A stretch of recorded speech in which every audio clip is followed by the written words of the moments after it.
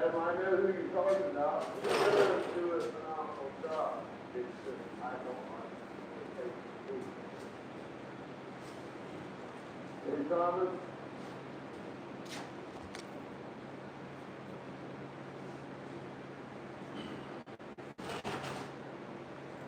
Yeah.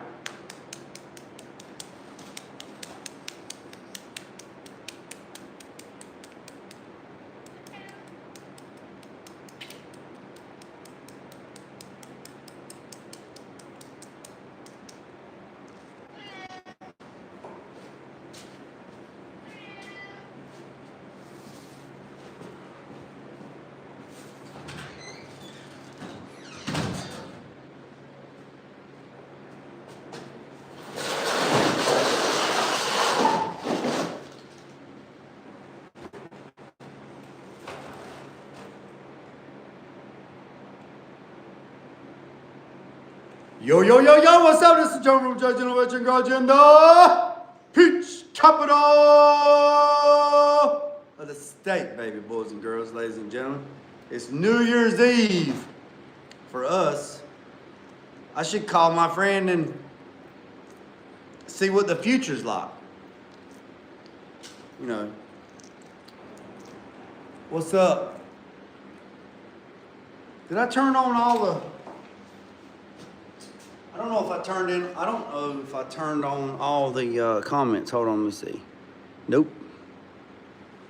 All right. All right, boys and girls. It was 26, 27 degrees this morning. What's up, Stang? What's up, Henry?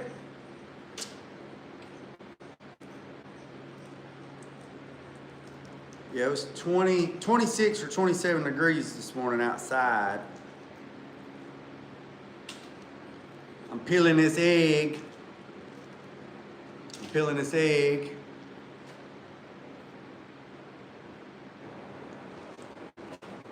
don't know what happened to him, man. Frank's Red Hot, we put that shit on everything.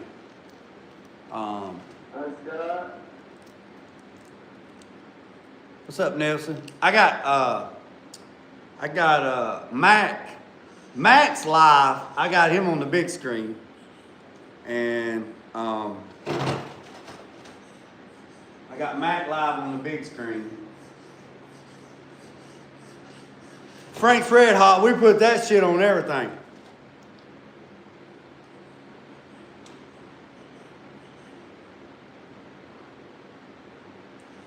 Mac's doing the exact same thing I'm doing.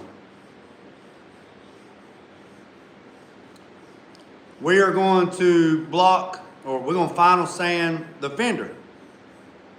So this live is probably going to be a little bit long.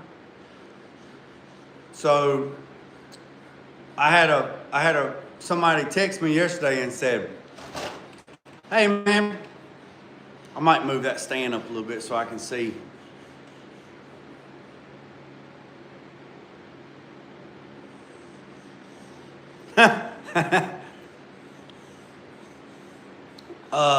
A friend of mine texted me yesterday and said, "Man, do you know you like 800 away from 10,000?" I was like, "No, I really ain't even been looking at it, honestly." He's like, "Man, you like 800 subscribers from 10,000. Let's see if we can get 10,000 before New Year's night." I said, "Yeah." He said, "You need to go live tomorrow and just do a long live." I said, well, I'll go live as long as I can go live tomorrow. Because I have to shut my phone down, turn off the Wi-Fi calling. So basically, I'm indisposed. So that's what we're going to do. We're going to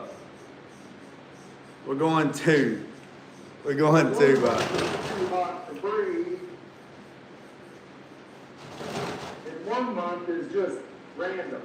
We're going to go live for a pretty good while. So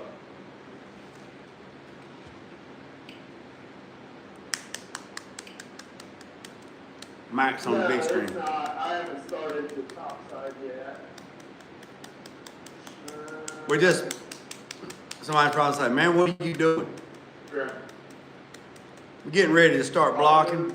I'm eating a little snack, little boiled egg snack. If anybody's out and about today, be safe.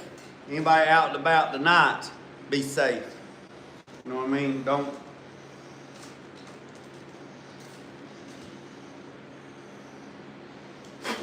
be drinking and driving.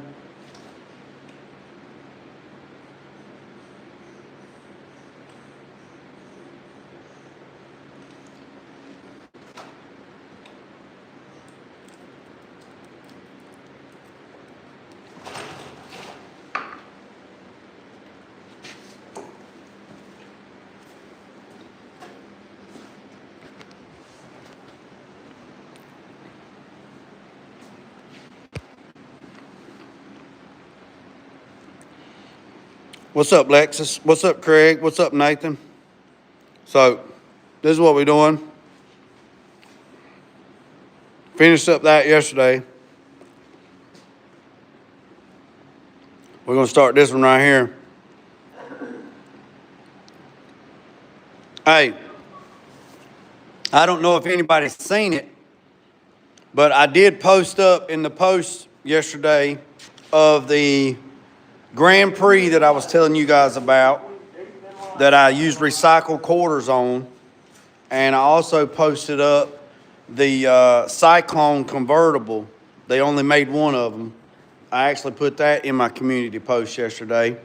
And also, I shared a little bit of information with you guys. The golden blood type. If you didn't know, there's a blood type called the golden blood type. And it's less than 43 people in the whole world that has it. It's like 1 in 6 million have this blood type. It's called the golden blood type.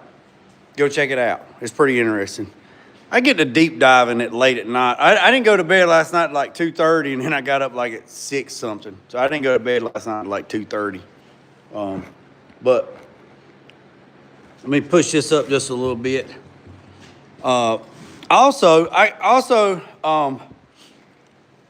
So same thing we're going to do. Same thing we did yesterday. We're going to take some God coat and we're going to God coat everything. We're going to stay away from the body line though. We're going to stay away from the body line for right now. So I talked to the client yesterday about his truck and told him about the idea we was talking about yesterday. Not cutting the roof off. Well, I did tell him that, but cutting the roof off the truck. But I did mention about the color accents, and he said he liked that idea. So I guess we're gonna roll on with that. We're gonna do some color accents on it in bronze. So I told y'all guys, man, all my clients are great, and he's like, you know, he's a super good dude. And I talked to the exhaust shop yesterday, and they said that they're closed. They was only open one day this week, and then they took the rest of the week off for New Year's, and they would be back in business. They would be back after the 1st. So when that happens, we'll get them back on the daggone. So the inserts right here, we're gonna do bronze, and I got to look, and I have 2 sets of the trim that goes around the headlights. So what I'm going to do is I'm going to do a set in black, and then I'm going to do a set in bronze, and then I'm going to put it on there and see which one he wants to pick. What's up, Scoot? So that's that. I do have an idea though, and it's not my idea. I know everybody does it.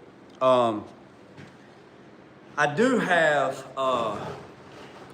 an idea. Well, it's not my idea. I mean, other people do it too. But so, if anybody has an old iPhone, yeah. So we're gonna do the bronze inserts. We're gonna do the bronze inserts on the rims, and then I might be able to do a bronze pinstripe down the side. We'll just have to see. I can add that later though. But this is, again, I'm not taking credit for this because Mac does it. Everybody does it. Everybody does it. Right? So with that being said, I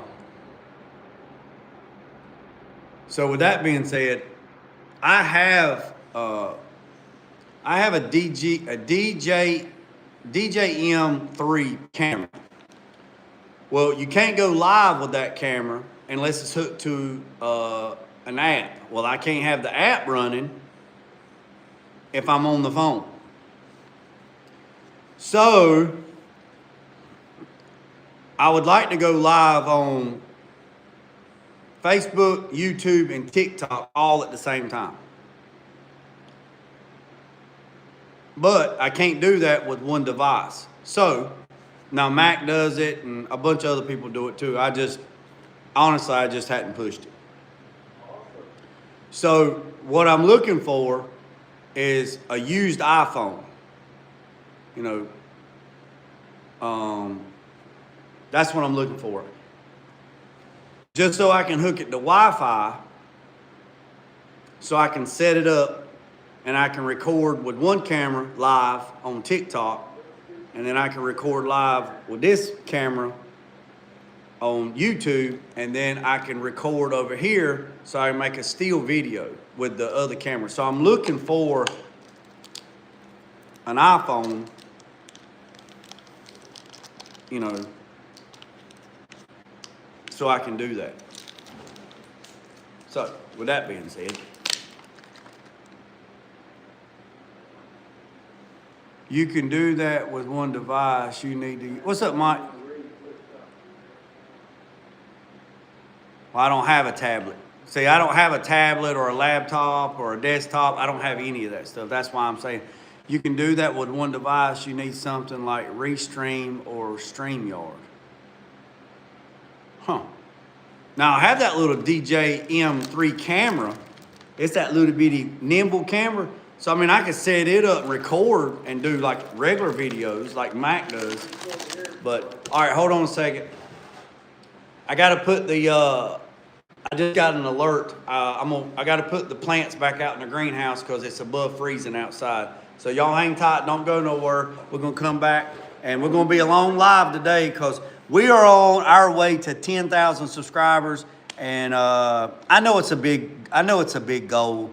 I know it's a big feat. Try to get 800 subscribers before midnight on January 1st. So that's our goal. Pick up 800 subscribers between now and New Year's night. I did not realize I was 800 away from 10,000.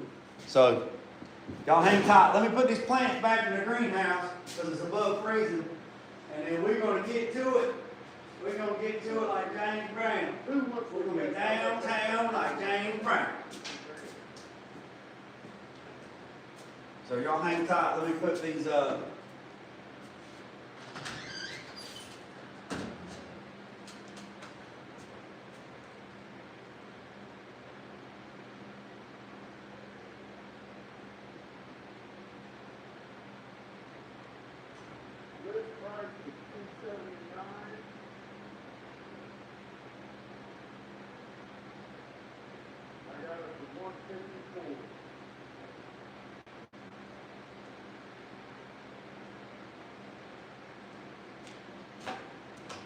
I got one more bunch to put out there.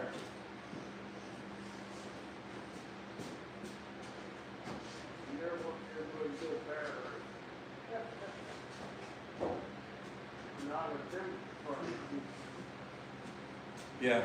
See right here? I gotta put the plants back in the greenhouse.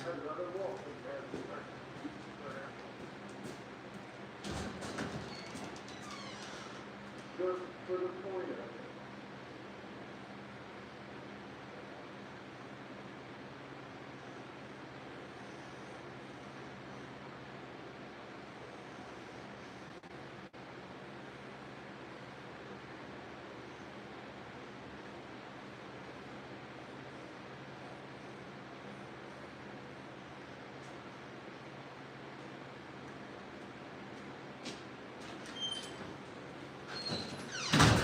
All right, boys, ladies and gentlemen, we got that took care of. It's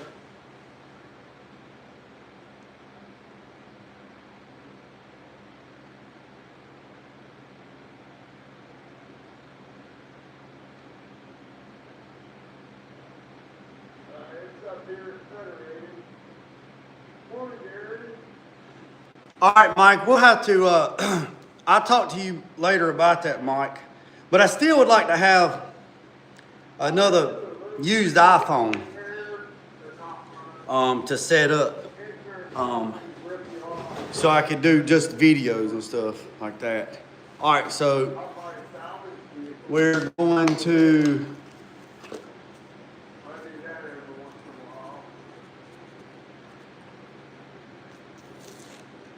we're doing 400.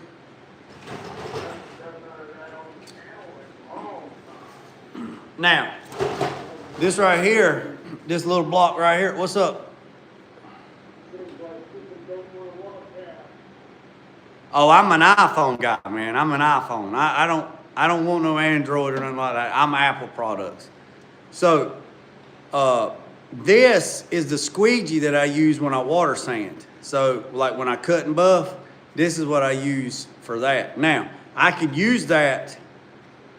Yeah, I got Mac on live. Yeah, Mac's on the TV. Yeah. Yep, he's on the TV. Yeah. Yeah, Mac's live on the TV because he's live on the TV through the Roku device. So this is what I use. This part number on this is 05517. So this is what I use. I wrap this in paper and I water sand when I cut and buff. I do it by hand too. Now I could use this on this, which would be perfectly fine. We'll do some of it and show you how it works. So this is 400.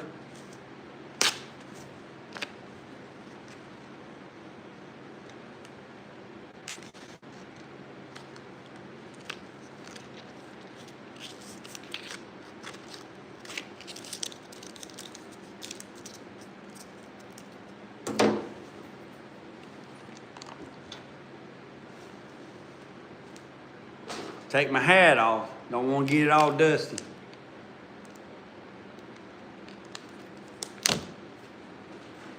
See, Mac's got his camera set up where you can actually see what he's doing. So that's why I have to hold the phone in my hand.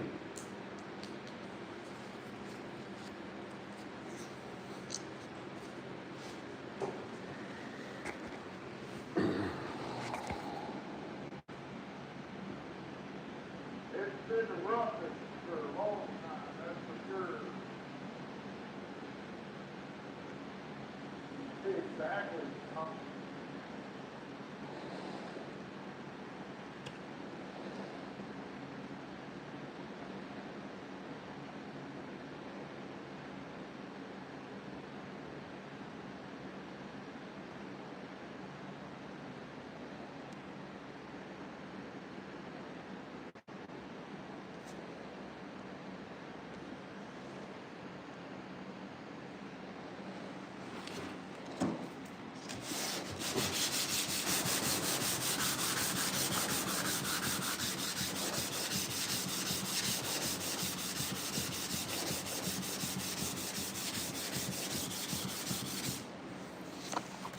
Mop, mop, mop all day long. Mop, mop, mop while I sing this song.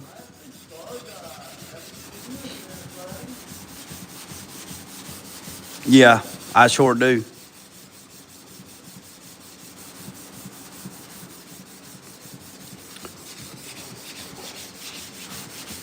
Yeah, I need one. I need one.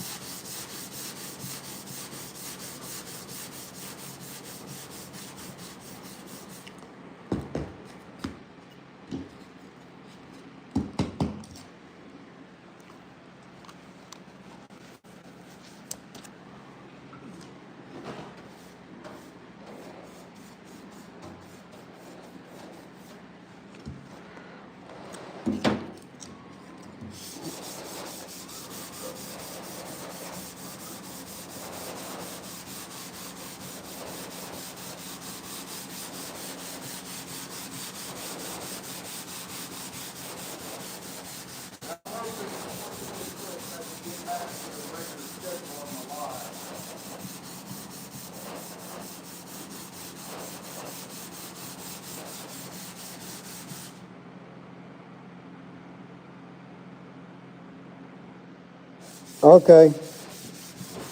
Yeah. And I need to get me another.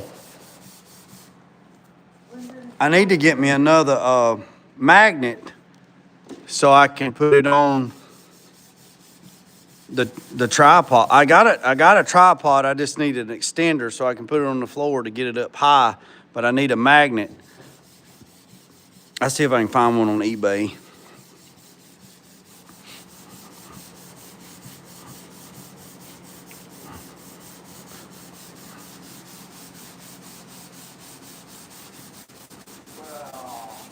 You didn't say a word to me about that.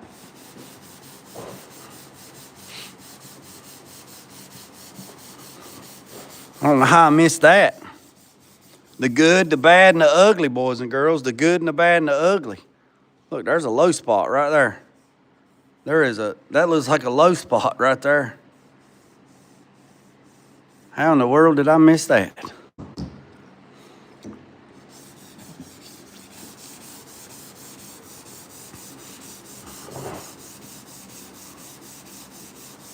How did I miss that? Huh?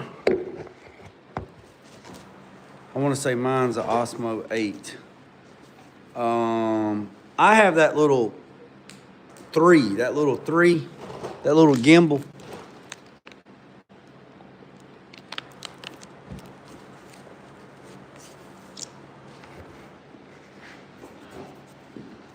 We're going to go live today.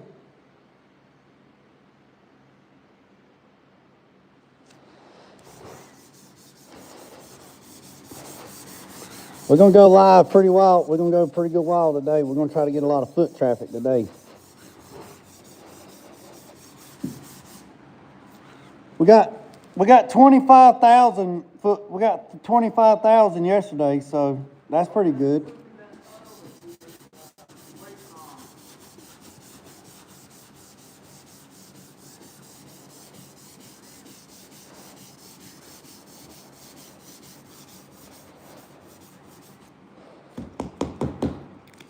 See, that's why I like doing it wet, because it keeps the paper dry, it keeps the paper washed.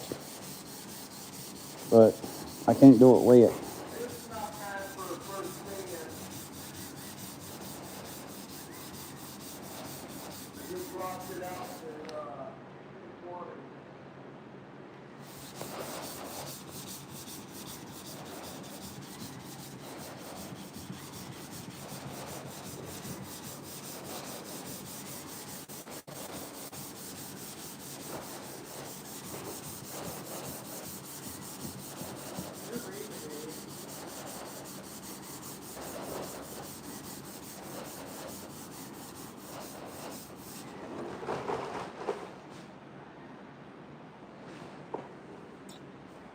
Let me see if I can do something.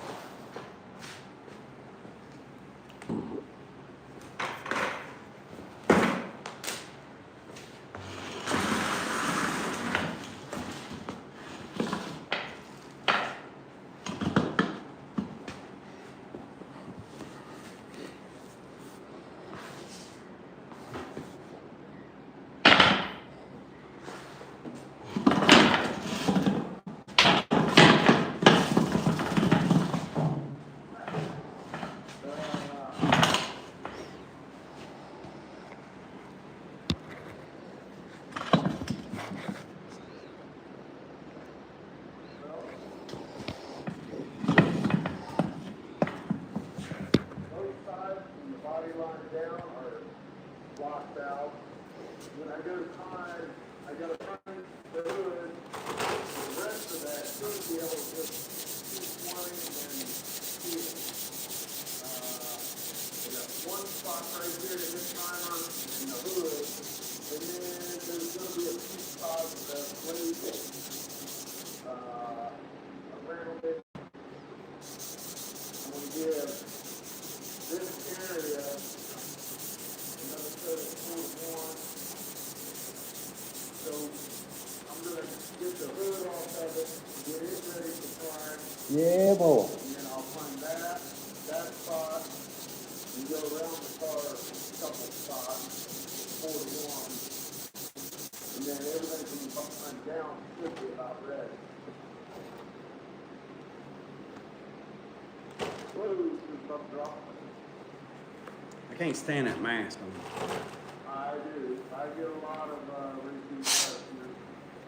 That one there, this is vehicle number 5 for him, and he's got 2 more. Oh, yeah. This one here, Got 5 bushels of collards yesterday. 1, 2, 3. Got 5 bushels of collards picked yesterday. Come on. Don't do it. Don't do it. So mad. I don't know. There's 4 or 5 for him.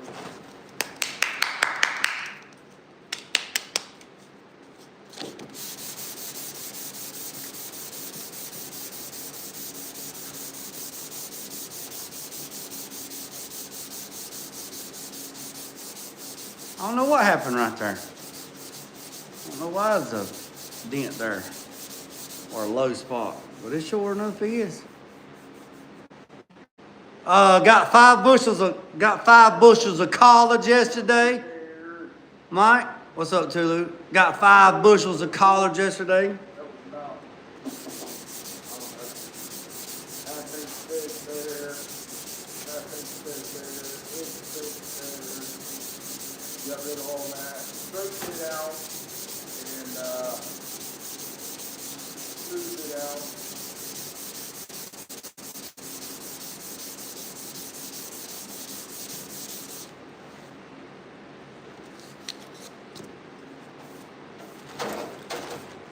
Alright guys, I'm gonna drop off here. Woo! Oh boy, husky. Look at Mom.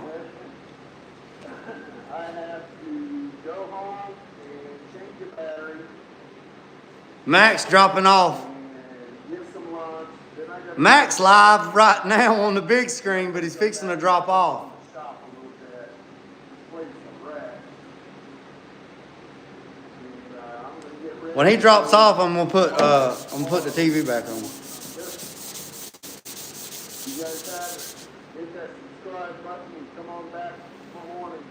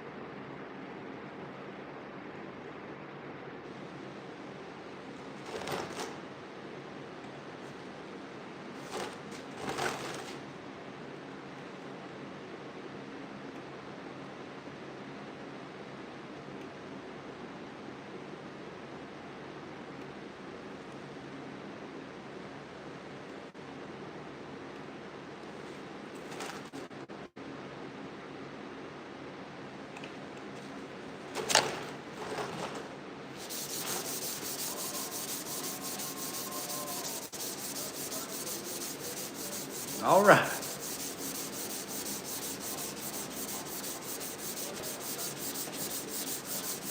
Doing a little bit of sanding, a little bit of dry sanding. 400, final prime.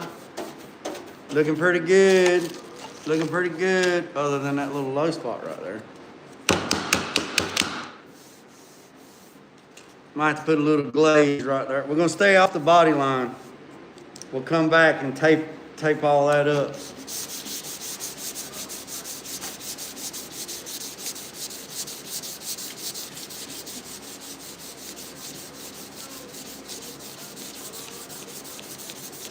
Oh!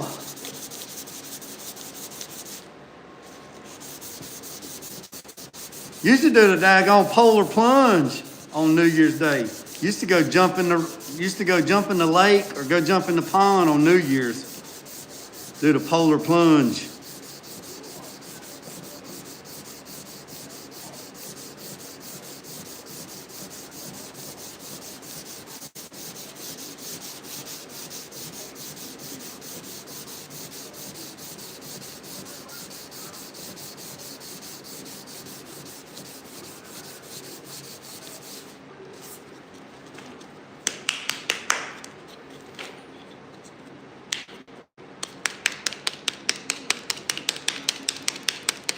What's up, Gary?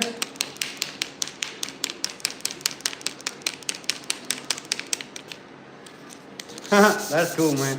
I believe y'all. I believe y'all. I believe y'all. Y'all are the. You are the professional here.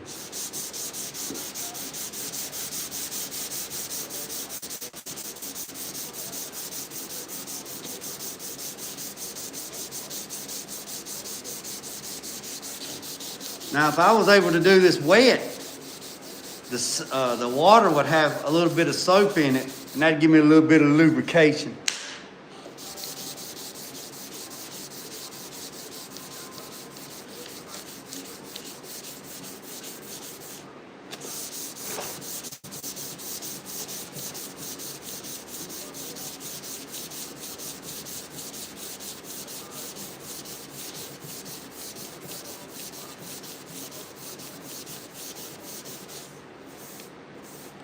Ooh, boy, that's silky smooth. Silky smooth.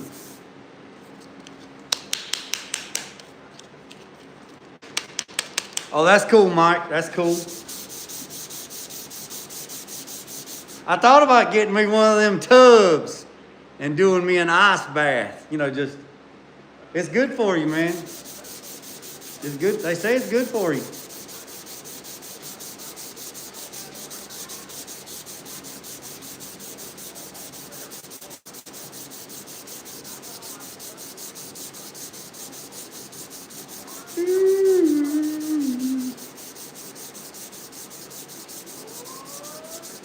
All aboard. Man, it's going to turn out nice.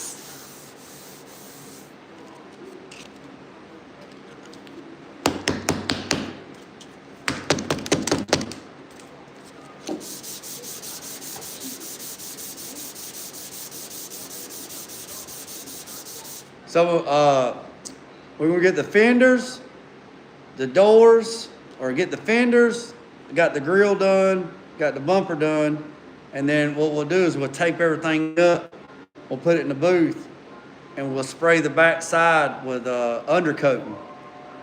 And then we'll let that dry, and then when we go to spray the outside, we won't have to tape up the inside because the overspray that gets on the inside is going to be black anyway, so we don't have to waste the paper doing it twice. So we'll do the inside with bed liner, then we'll come back and we'll spray it, we'll paint it, and then we won't have to tape up the back side.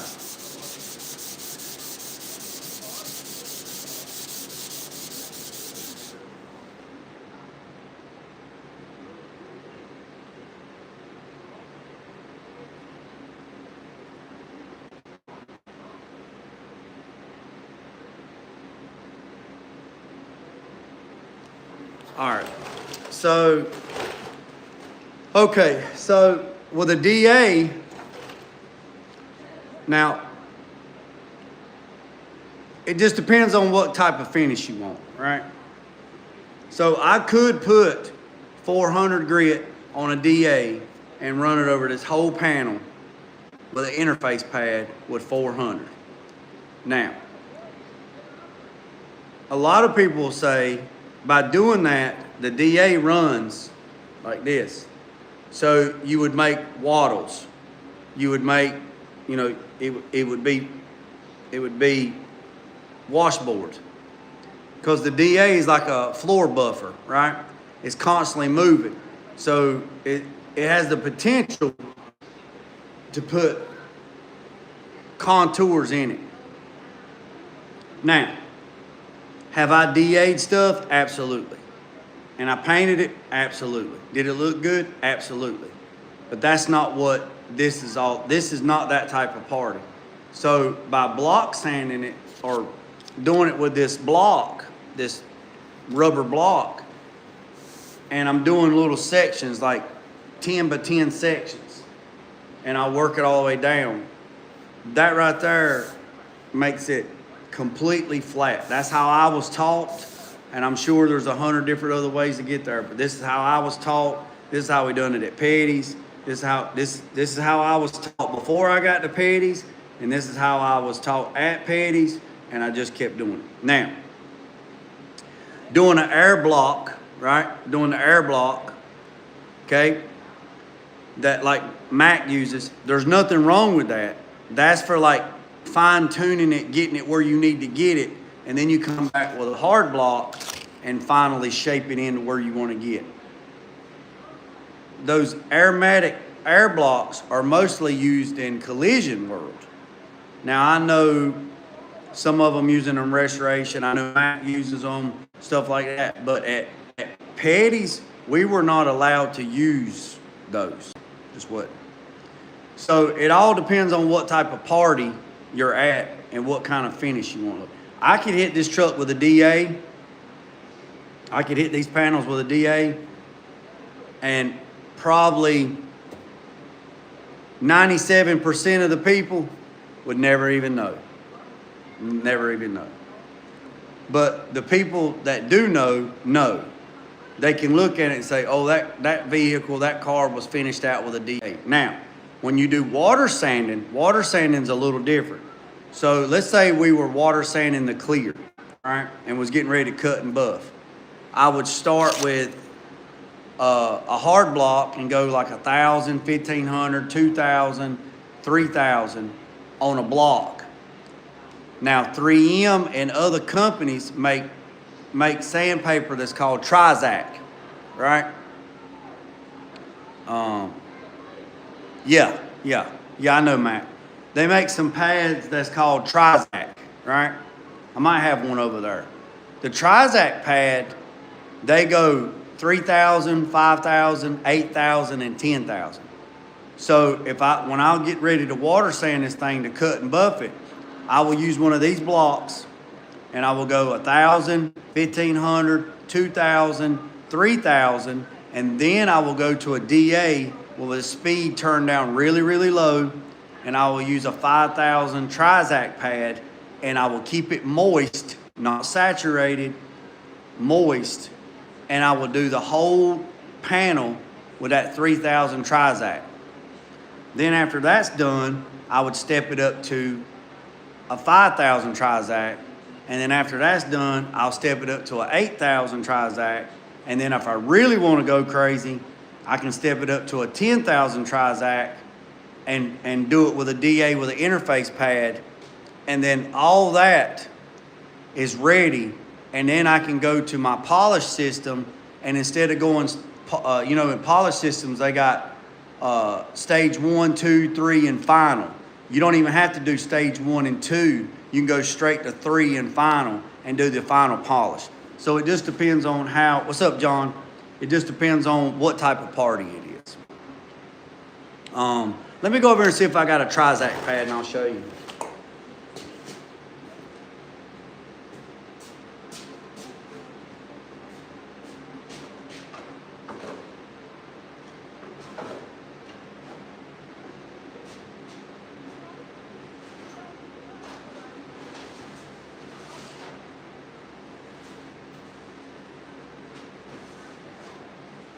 I don't have a big Trizac pad, but I got a small one, and you can see.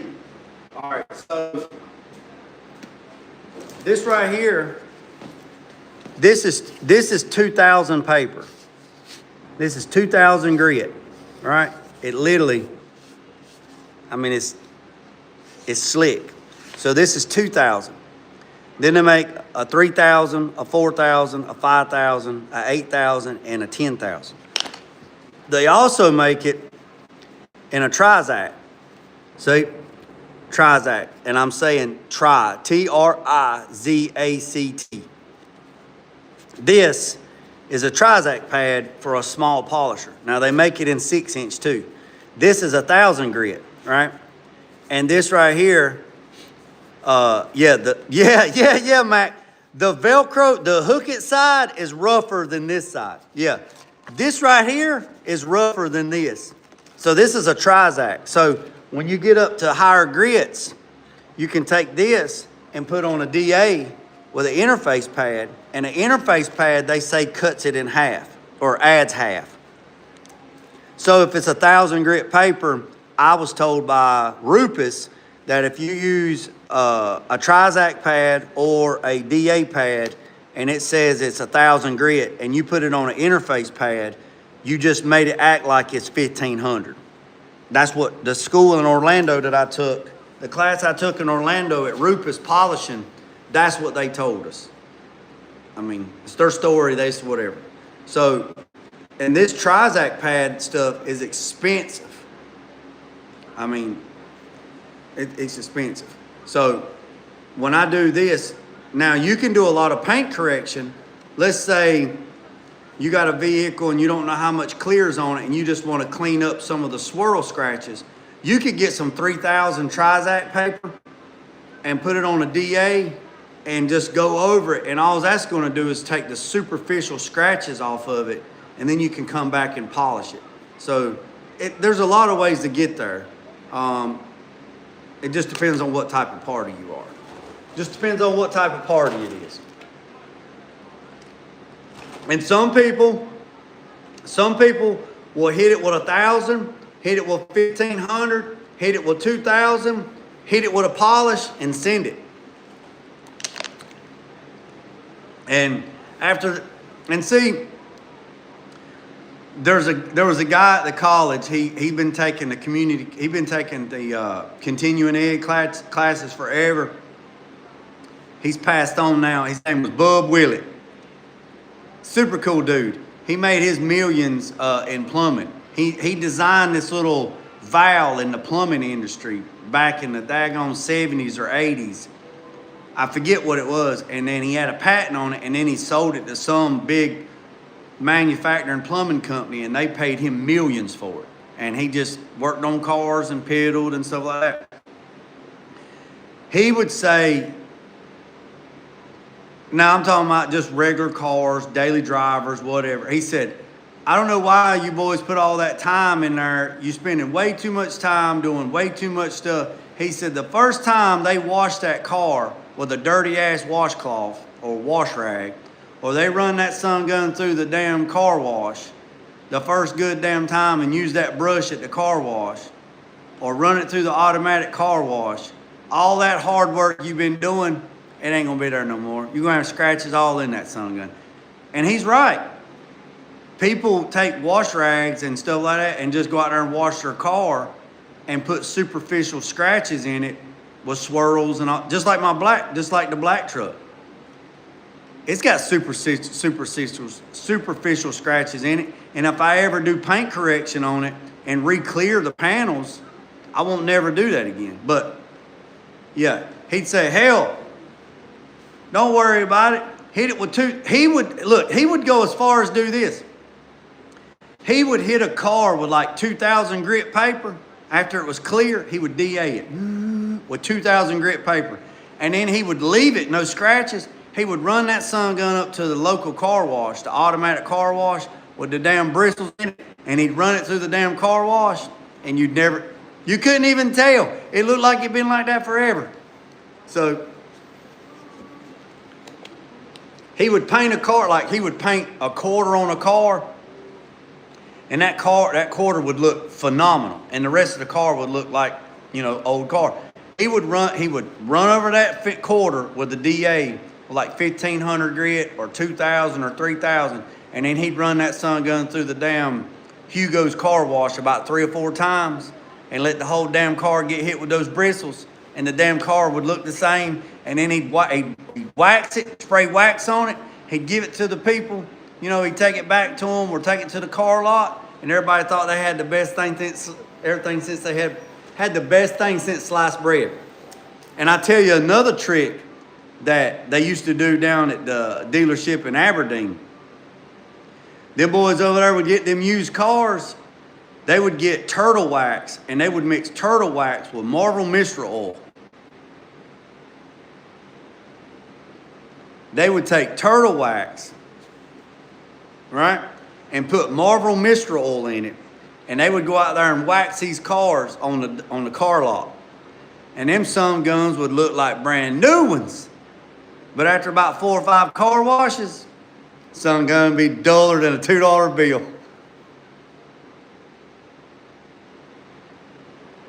What's up, Johnny? Let's see. I'm about to paint my car in single stage black. Hey, keep us posted. So, but yeah. It just depends on what type of party it is.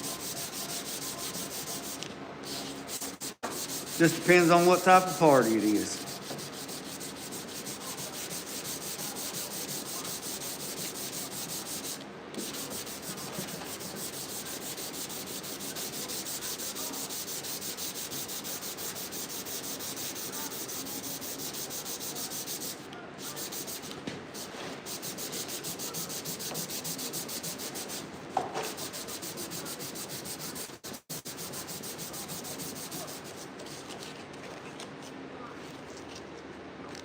Yeah, I know, right?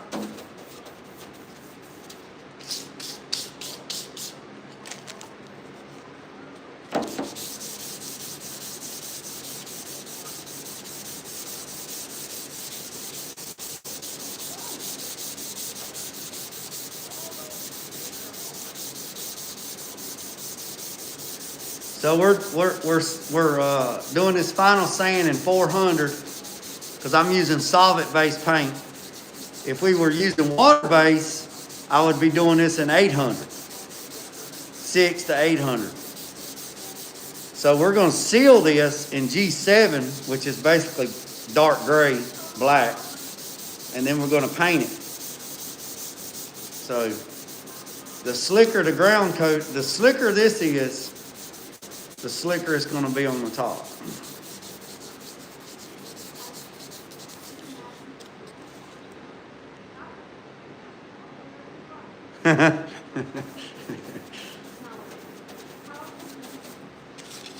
Hey, no, Matt. No, Mike, it was a question, man. It was a valid question. It was a valid question. No, that's what it's all about, man. It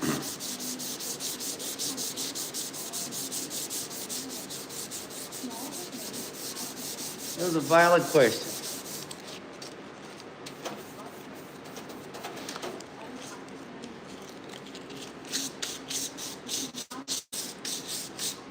All right, so let me show you. All right, let me show you where we at.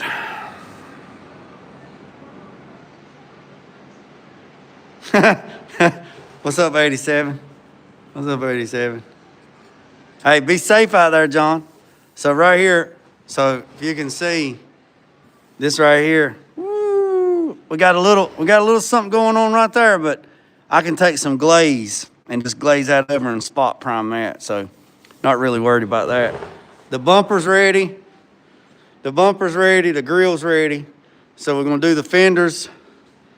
We're gonna get all the fenders done, both fenders done, and then we're gonna bed line the back side of the fenders, and then we'll tape everything up, and then we'll spray them black. So that's where we're at. And I'm using this 3M block squeegee, part number 05517. Also talked to the client yesterday and run the idea about doing the color accents using the bronze on the truck because he don't want no chrome, and he said go with it. So what we're going to do is I'm going to take all the chrome off. I'm going to take these chrome lips off. I'm going to take those chrome things off, and then we're going to have them powder coated bronze. And then the trim, the trim right here, you know, we fixed the trim and we sprayed it.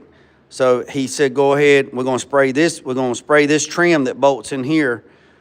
We're going to paint it because we can't spray it. Can't powder coat it because we got high build on it. But the pieces right here, the headlight pockets, the aluminum headlight pockets, I got 2 sets of them. So what I'm going to do is I'm going to have one set powder coated in bronze and one set powder coated in black. What's up, my guy? Hey, my guy, he's here again. Oh, yeah, hey, back at it again. Back at it again. I don't know what that is right there, but it's probably something important. Hey, tell him your handle again. Oh yeah, Chulo Bryant. You can follow me on Apple Music, Spotify. I'm on Pandora, Instagram, Facebook, Chulo Bryant, Yin Man on Facebook. There you go. Why You have a good Yin Christmas. Man? Yes, sir. Happy New Year, man. Yes, sir. Be Hey, you safe, too, Mr. man. Jerry. Thank you, buddy. Have a good one. Hey, have a good one, boss. Yes, sir. You too, buddy. My old FedEx guy. All right, so we're gonna do this aluminum trim. This trim right here. We didn't buy it. We just fixed it because if you was to buy this trim right here, it's right at $300 for these for this trim and this together. It's almost $300.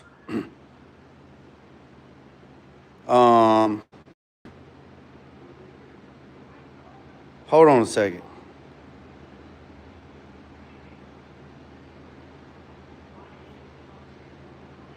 Two low bringers there. So I have two of these aluminum pieces here, and we're gonna get one powder coated black, and we're gonna get one powder coated bronze. And what I'll do is I'll put one in there to see if he likes it, because this will be black, then this will be bronze, and then this will be bronze, and then this is gonna be black.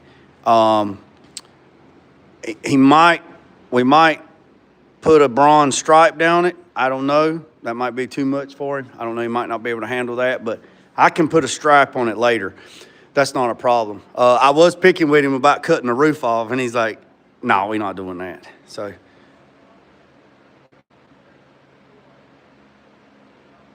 yeah, too low brine. Yeah, that's what he said. Yeah, too low brine. Yep. Yeah, that's my fed. Yeah, so I guess that's the computer chip from my son's machine. So we'll check that out later. But let's get back to it.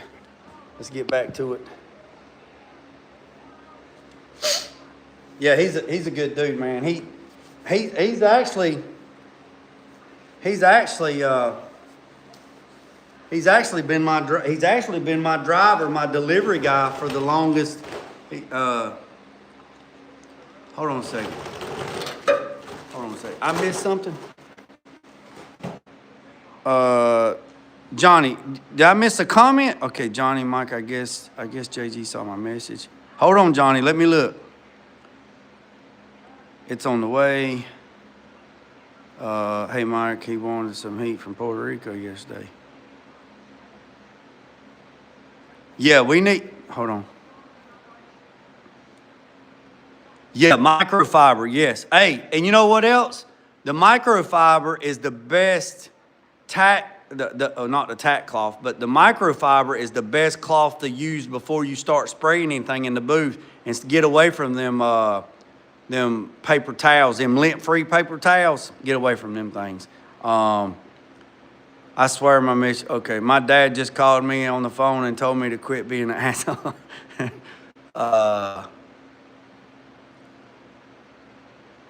He said he sent you some heat. He didn't send, well, it's 27 degrees. I don't know what kind of heat he sent. I don't know what kind of heat he sent. But we'll take all we can get, man. We can take all we'll get.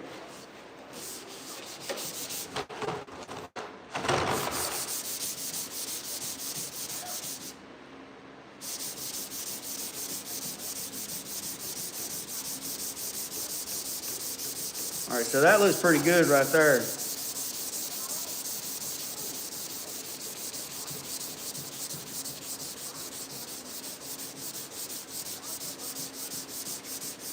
Looks pretty good.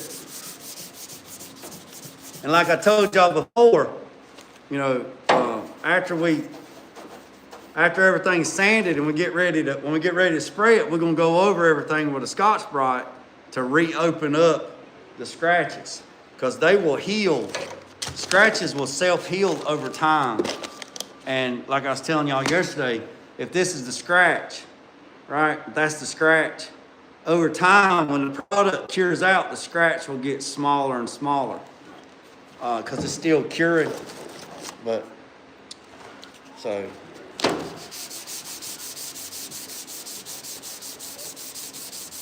And see, we will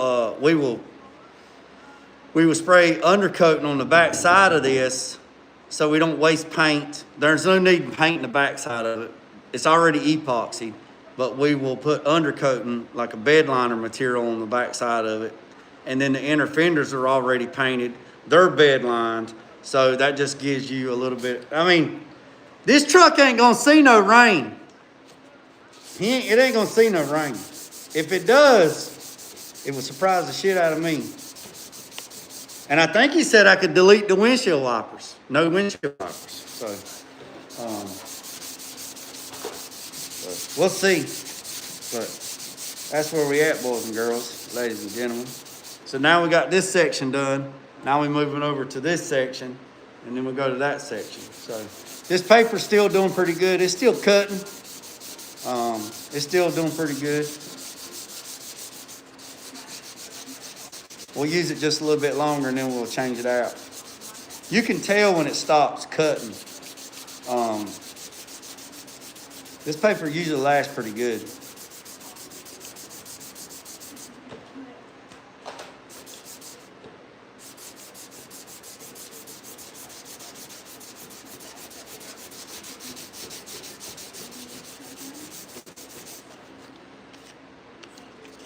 See how the paper does?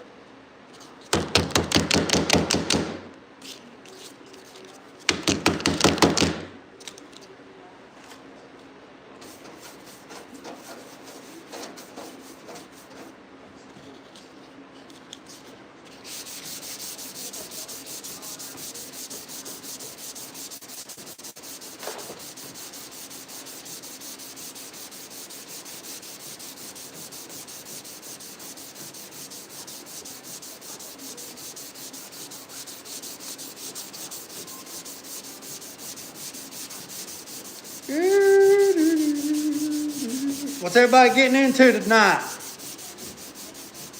What's everybody cooking tomorrow?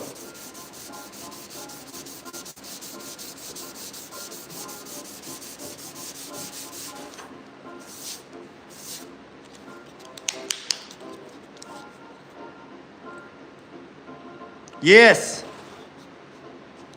Yes. You mean you can feel when 2K? Yes, you can.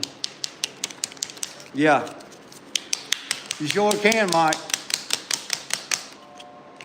You sure can. I can.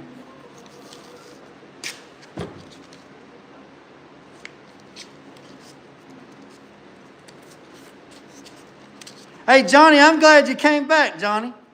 I'm glad you came back, Johnny. I really do, man. I'm glad that everybody comes back, but you know, Johnny said it. Johnny said he's from Brazil.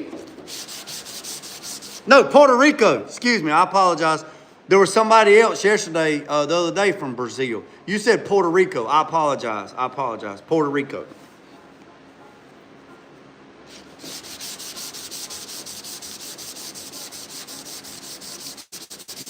I'd like to go to Cuba.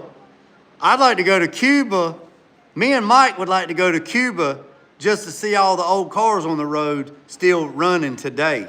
Like stepping back in time, like in the 1950s, man. That's crazy.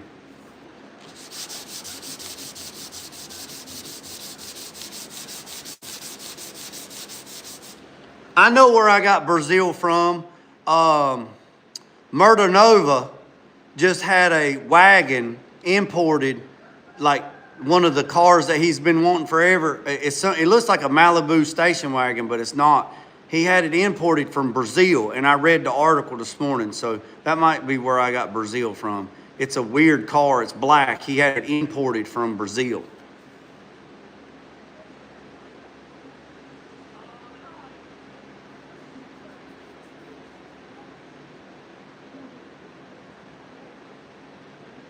Hey, what's up, Ed? Mike, I can walk across the floor at Walmart, in the shop, out in the yard, and I can feel low spots and voids underneath my feet outside. Just, I can walk across something, it's like, oh yeah, there's a dip right there. Oh, it's a little high right there. It's, yeah. Shut your face. Shut your face.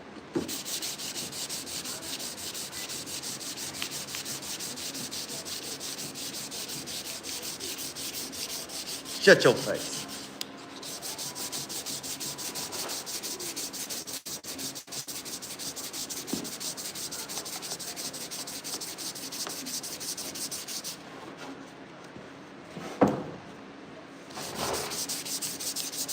You gotta get up here and hug on it. Shut your face.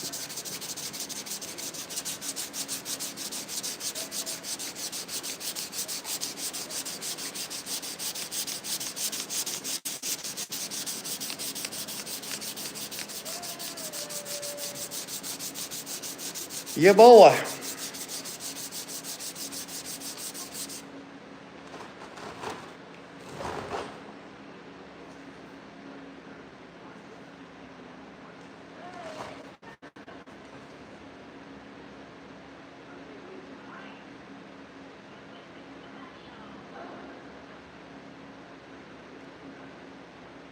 No, a rattle can. Lord have mercy. Lord have mercy. Did you use the turbo can? Did you use the turbo can? Did you use the turbo can?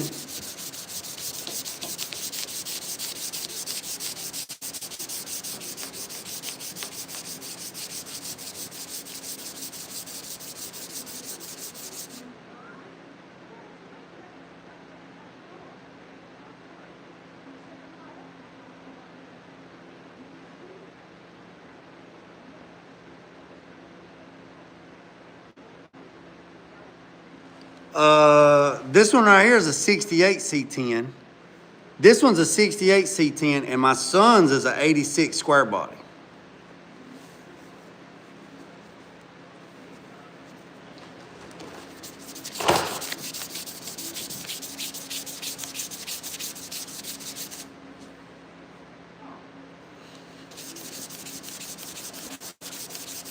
Yeah, it's an 86.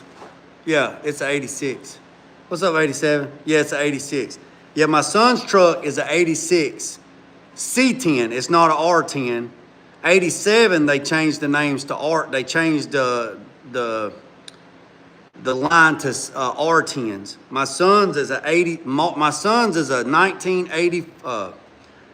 My son's is a 1986 March of 86. It has a 4.3 V6 in it, loaded with manual windows, air conditioner, all that stuff.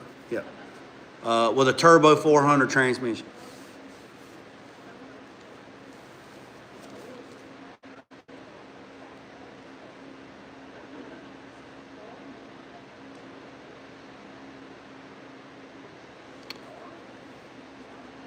Well, 87, all you gotta do is just change the, 87, all you gotta do is just change the front end. Just change the grill on it. I mean, you could change the grill on it to an 87. I think the 86 is the best looking front end. I think the 53 GMC pickup truck is the best looking front end. I think the 54 Chevrolet pickup truck, like Big Fish has got, is the best looking front end. I think the 68 C10 is the best looking front end. And I think the 86 square body with the double headlights, I think that's the best looking front end. And then the next one would be the OBS, the double headlights on the OBS. The Cat-Eye truck, the Cat-Eye Chevrolet, I don't know what the hell Chevrolet was thinking when they done the Cat-Eye. And then the rest of them is pretty much the same. But those are my favorite front ends.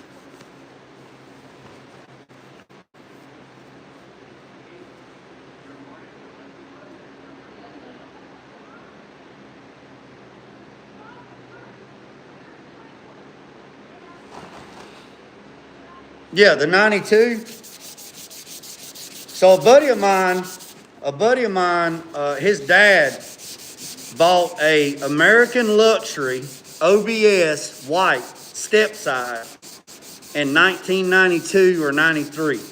Let me take this. It was the American Luxury line, and it was white. And his dad bought it new when we was in high school. His dad was the math teacher.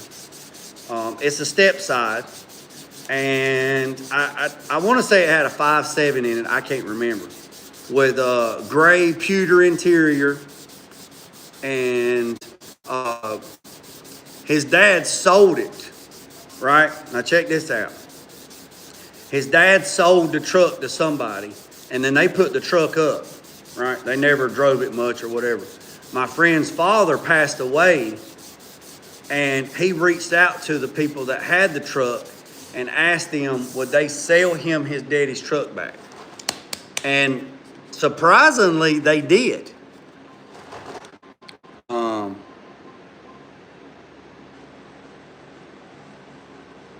Surprisingly,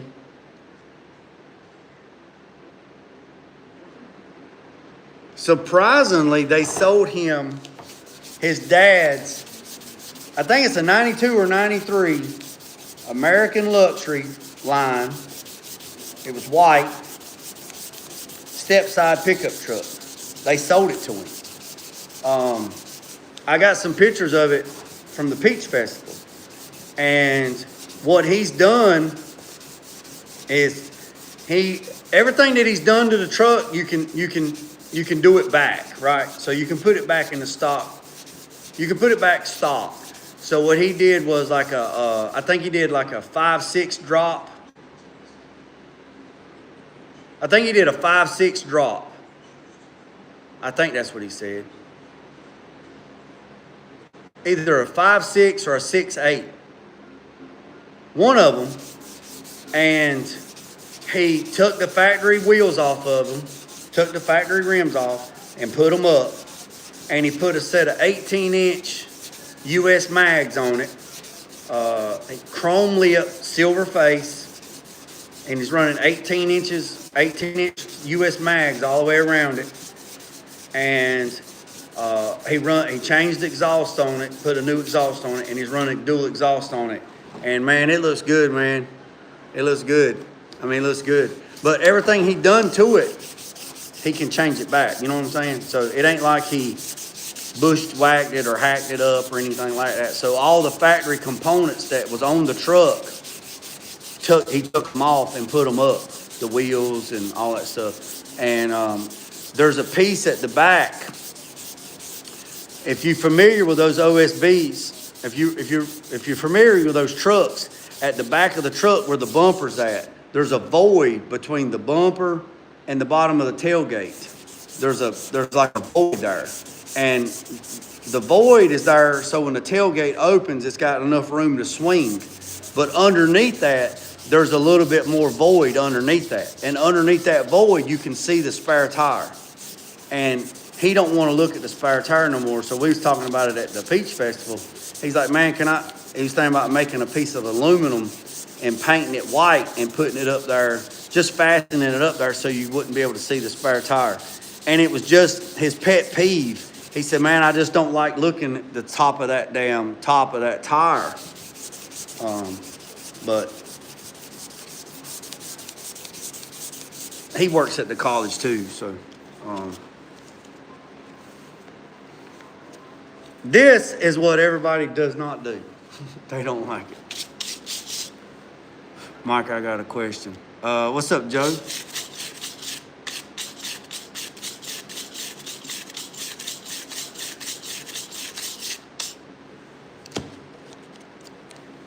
Might have to fire up the torpedo heater in the giveaway. What are you talking about? And what giveaway? What y'all talking about? Y'all talking about something?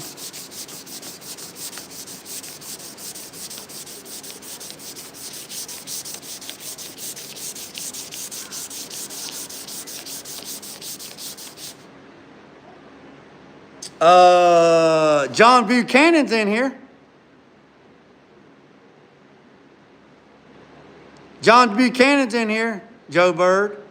Hey, just email me, man, and I'll give you John's number.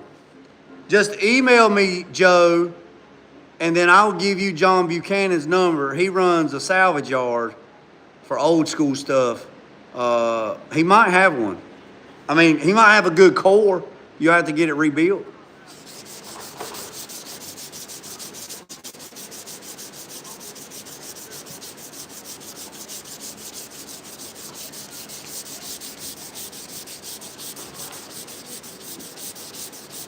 What's up, Josh?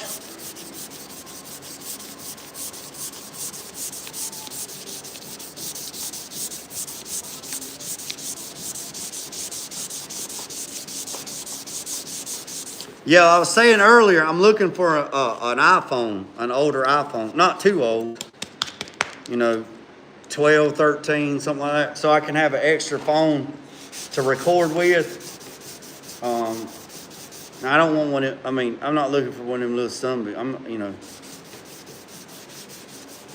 What's up, Randy? Well, I tell you what, man, that's looking nice.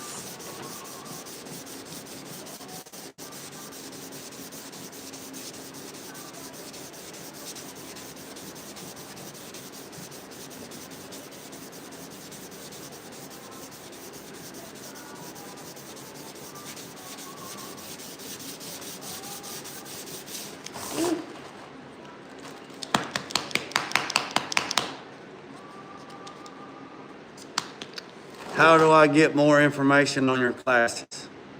Yes, he's in Sanford. Yeah, he's in Sanford, North Carolina on Broadway. Broadway. If you look up Buchanan's Auto Sale in Sanford, North Carolina, you'll pull it up and you'll see his thing and his numbers are, and you can call him. He's open right now. How do I get more information on your classes? What classes are you referring to? You talking about the airbrushing classes, or are you talking about the refinishing classes? Which one are you talking about?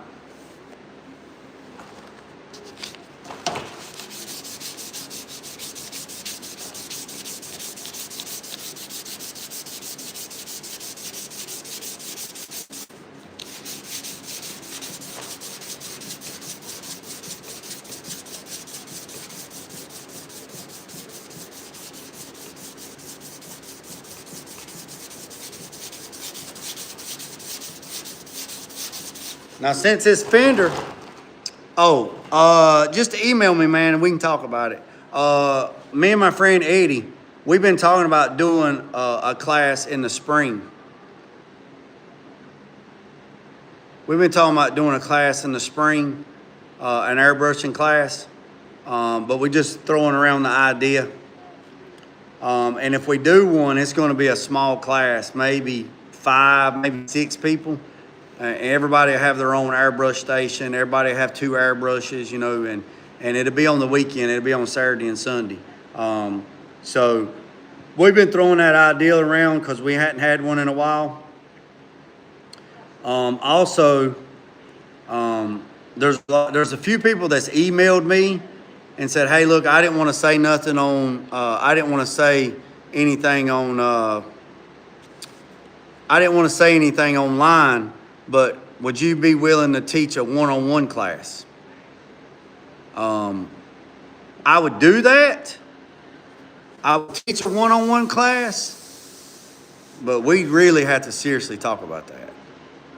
Yeah, there it is. Yeah, 919-258-3431, Buchanan's Auto Sale. Yeah, just call and ask to speak to John or anybody on the... When you call and ask, John might be out on a tow. He just said a while ago he's out on a tow. Just ask and tell them that I sent you, and John will take care of it. So the top of this fender's round. So you want to kind of go with the flow, you know what I'm saying?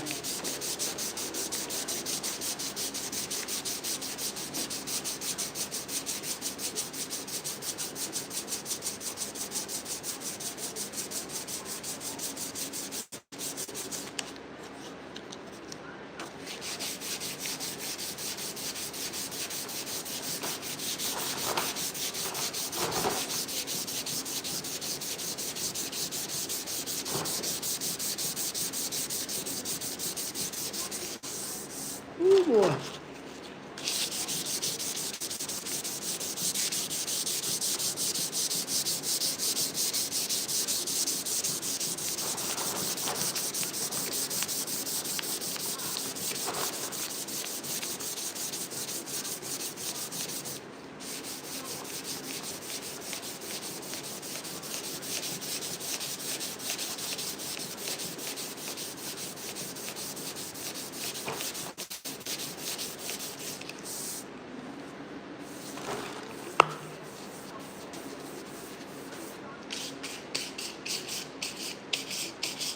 Hold on, let me move that fan for a second. Y'all hang tight.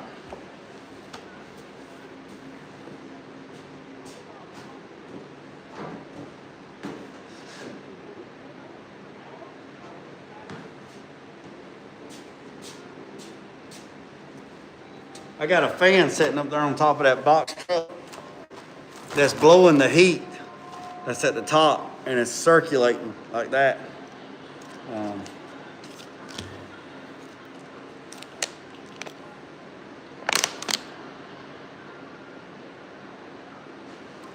When you do something you love, it's not work. You make what you do look easy.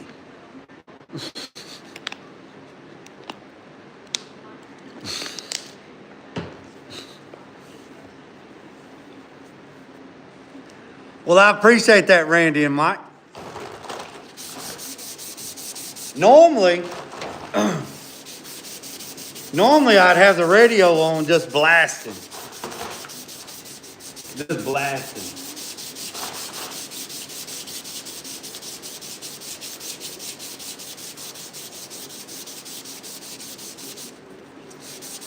So I'm going in a cross axe pattern, like doing like this.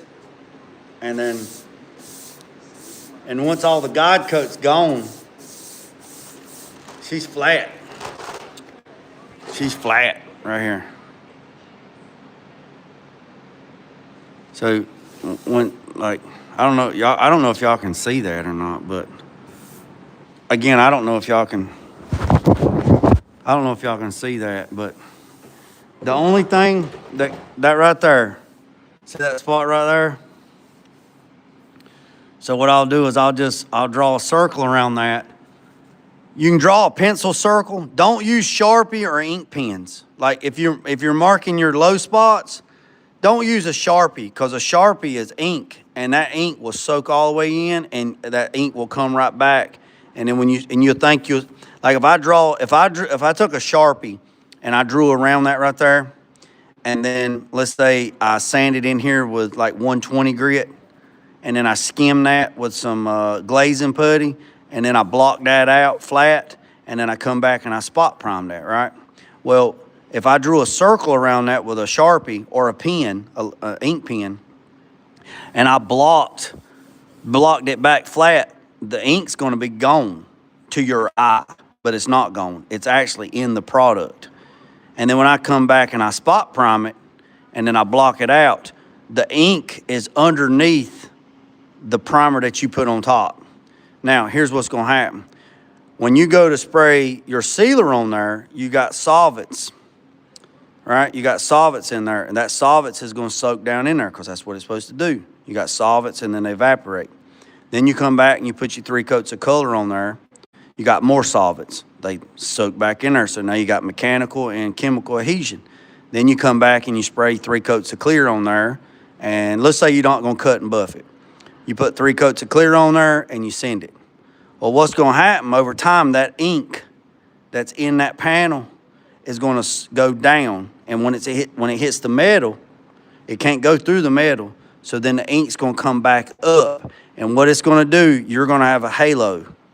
You're going to have a circle in your color, and it could potentially wrinkle or discolor or delaminate where that ink's at, because the ink's chemicals and the solvents, they don't like each other. So when you go to look at the panel, you're like, man, that shit looks good. And there'll be a ghost ring right there. It's called a halo. Appreciate it, Johnny.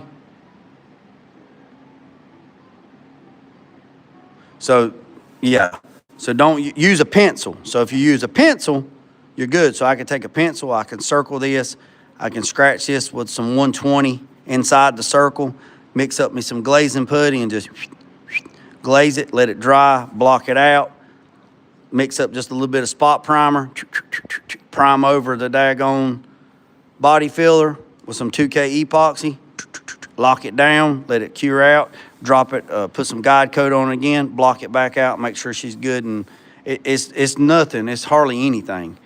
It's probably the thickness of a piece of paper, what that is. And it might be enough meat on the bone for me to block it out with a block, but I'll check that here in a second. But don't use a magic marker or a Sharpie or a pen or nothing like that. You could do it. There was a guy in the class at night, in the Con Ed class. I've told this story before, so I'm gonna tell it the short version. The car was ready to paint the square body, not square body, the square face S10. It was ready to paint. They pushed the truck in the booth. Somebody had their bare hands and pushed it, and it was in the summertime. Pushed the truck in the booth at the school. And it was a student's project. It wasn't my class, it was Keith's class. Everybody went around, done everything. He's like, hey, look, not Keith, not Keith's class. Damn, what was that boy's name? His name's irrelevant. Anyway, they pushed the truck in the booth, right? And he said, man, y'all wipe the car down? He's like, yeah, wiped it down, wax and grease remover, alcohol prep, final prep, whatever. They sprayed the truck that night, right? Just a solid color. I can't remember what color it was. Just sprayed it a solid color, base coat, clear coat. And then we come in the next day, the truck was done. They pulled it out of the booth, they untaped it.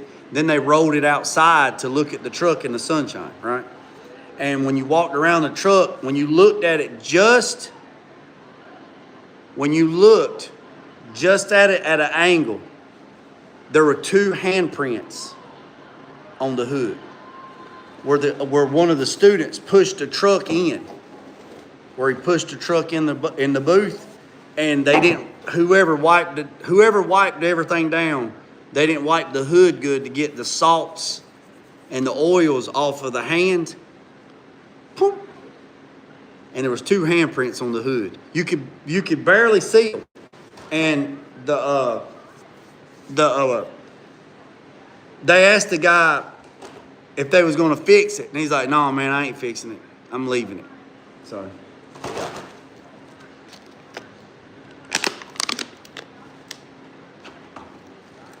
Said, I ain't fixing it, I'm leaving it.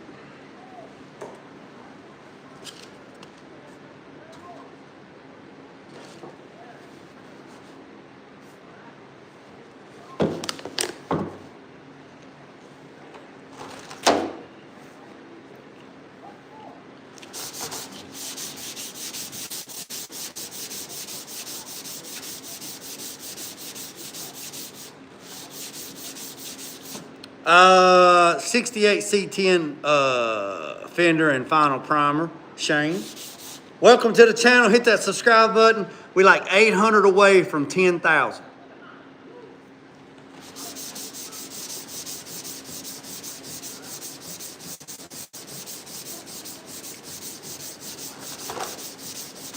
Yeah, boy.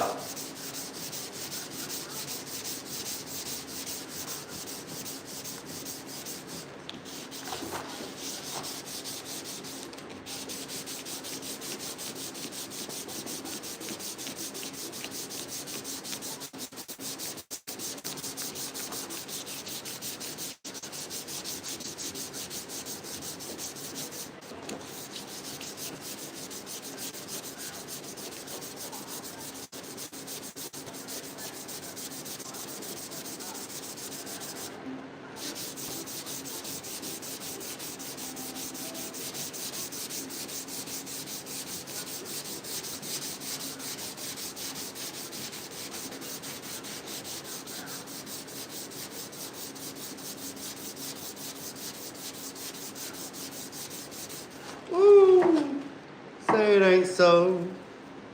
Let it snow, let it snow, let it snow.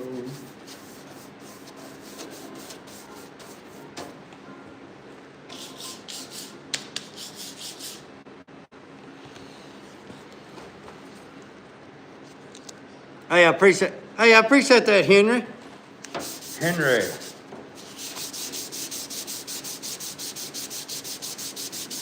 So we're sanding in 400 dry. If it was warmer outside, we would be doing 400 wet. We final primed all this stuff on Christmas Day and after that. we done a lot of this stuff on Christmas Day, and then the day after Christmas, we primed the rest of it.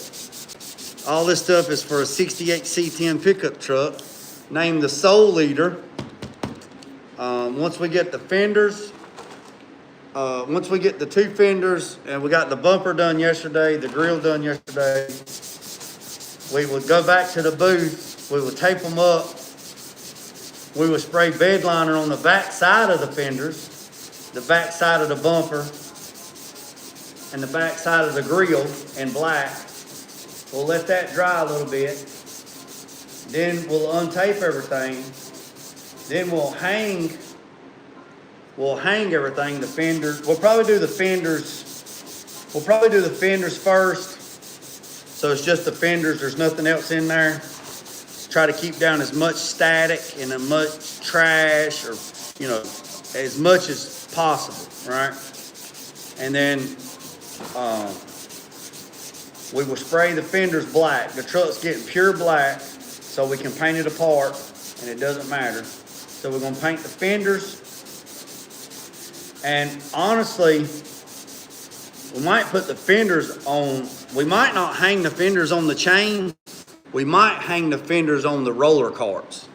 And the reason why I might put them on the roller carts is when they get done spraying, I can just roll them outside and let them just bake in the sun just a little bit, get some UV, and they'll just be on the buggy, and I can roll them in and roll them out, you know. So we'll secure one fender on one rack and one fender on another rack, because if we hang them on the chains in the booth, then we got to take them off the chains, then we got to do something else, and then we got to stand them up, and we don't want them to get them scratched. No. So if I leave them on the roller buggies, it doesn't matter.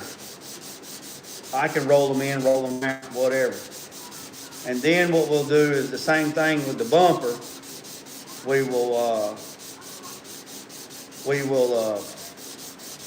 paint the bumper and the grill, and we'll probably put them on a roller rack, and then we can roll them and roll them out. So that means that the fenders will be on a roller rack, the bumper will be on a roller rack, and the grill will be on a roller rack.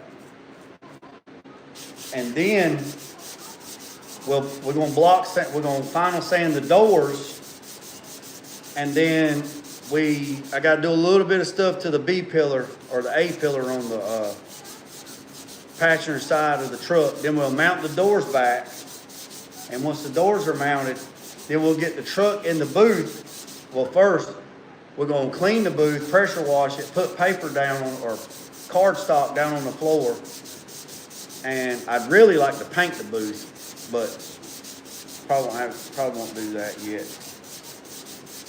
And then once we do that, then we can tape up the truck and paint the cab. We paint the cab and the fence. We paint the cab and the doors all in one time. And then the truck will be painted. The bed's already painted. Then the truck's painted. And then what we can do then is leave the truck in the booth, because it ain't nothing, we don't have nothing else to paint.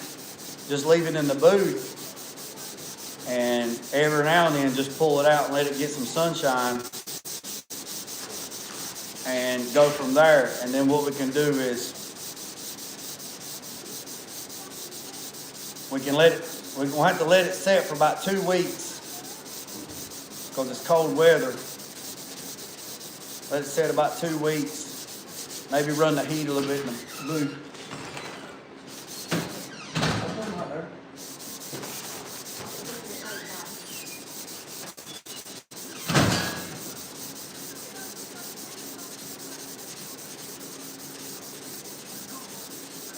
And then we can start cutting and buffing the truck.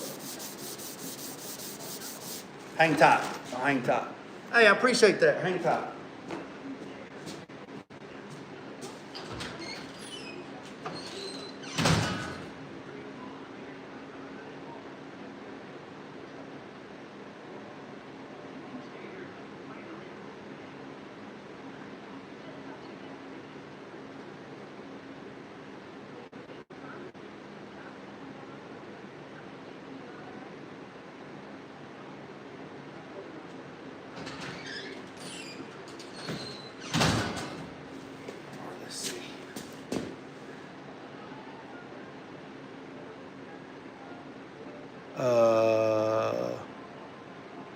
Have you got sticky filters? Yeah, we got, yeah. Um, yeah. Yeah, we got all that. Sticky fingers also. Sticky filters on the intake, not the exhaust. Intake.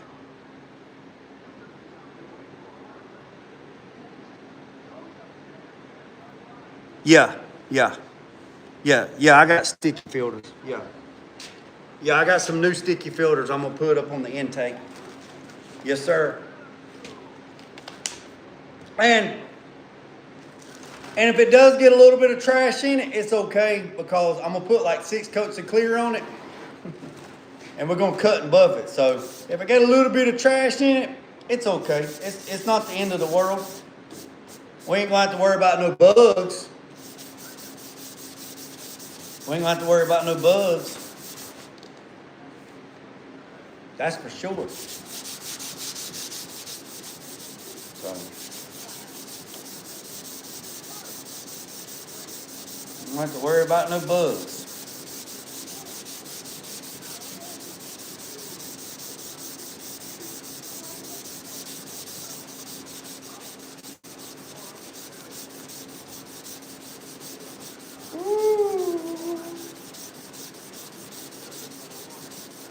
Hey, I appreciate that gift. Let's see. Who sent that gift?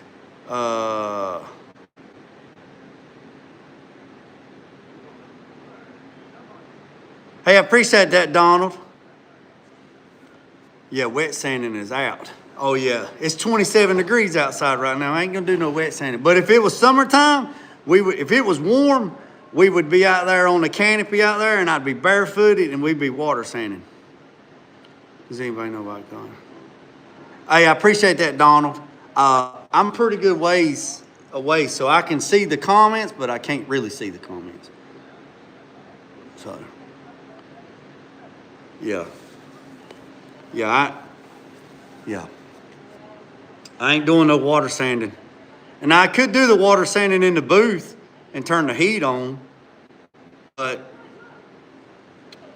yeah, ain't no sense in that neither, so it's okay.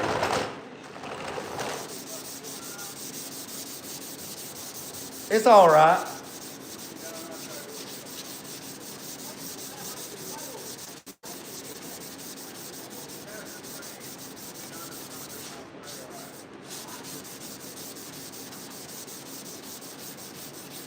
So we're gonna go live pretty good long ways. We're gonna go live today for a pretty good long time. And then, like I said, we're trying to get 800 by New Year's night. By midnight on January 1st, we're trying to hit 10,000. That's what we're trying to hit. So, I didn't realize I was 800 away until somebody told me yesterday. So,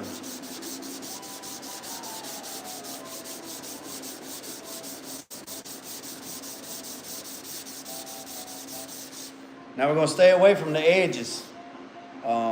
We're not going to block up we're not going to sand up against the edges. We'll come back and do those different.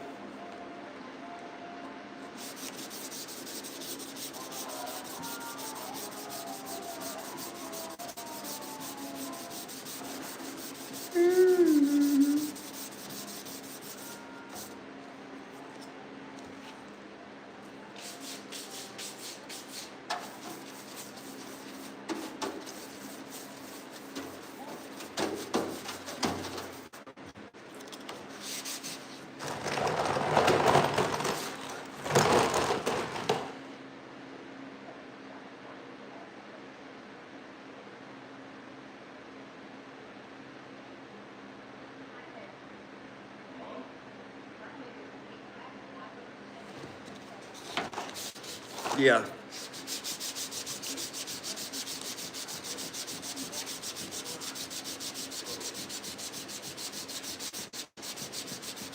Yeah, it's not good for you.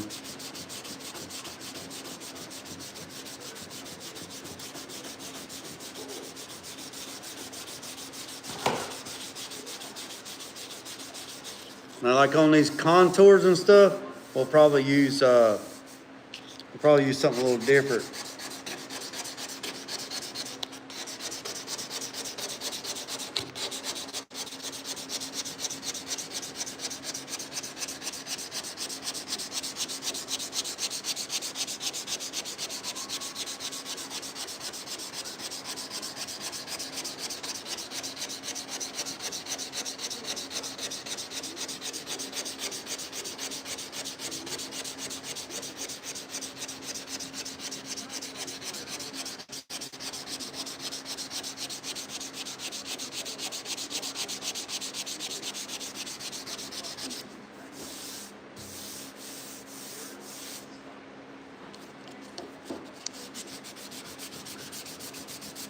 Mike, you silly, man. No, this is 400. 400.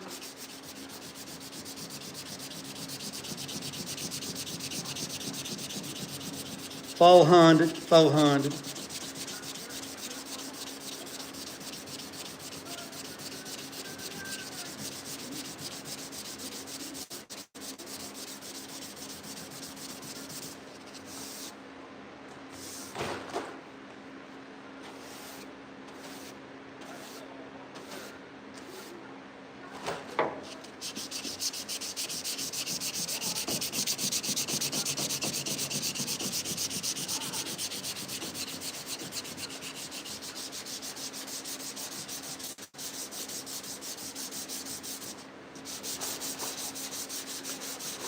Hey, Mike, did you eat your oatmeal this morning? Hey, I appreciate it, Ed. Hey, Mike, did you eat your oatmeal this morning?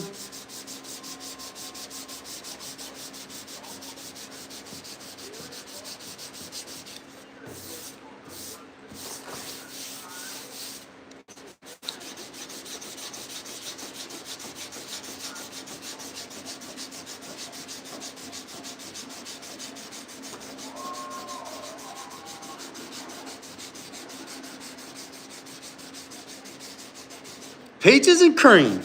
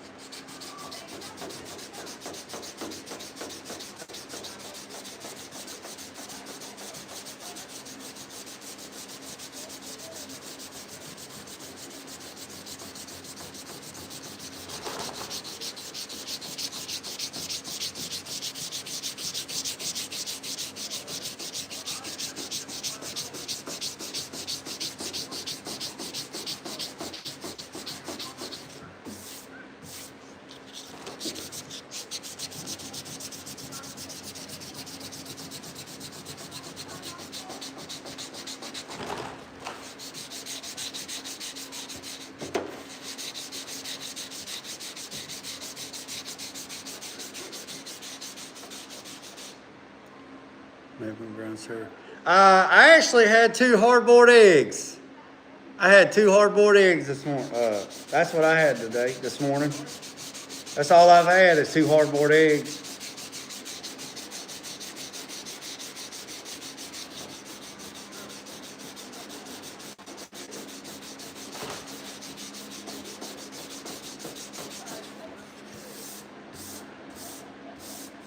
Now, I'm not standing on the line. I'm coming right up to the line.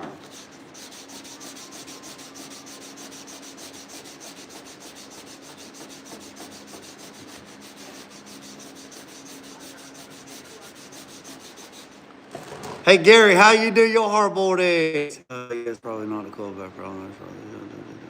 Hey, Gary, how you do your...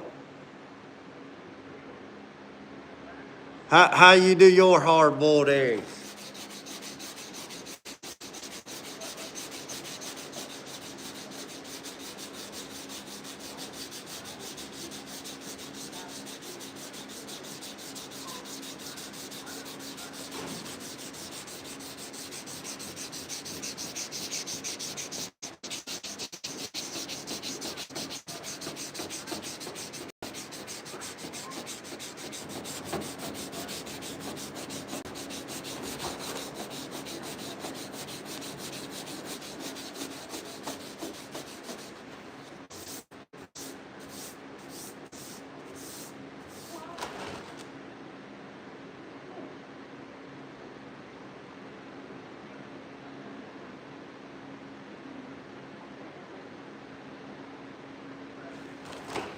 No, no, no, no, no. I mean, how do you do, like, how do you cook your hard-boiled eggs? That's what I'm asking. How do you do, like, if you take an egg, how do you take it from an egg to a hard-boiled egg? That's my question. How do you hard-boil your eggs?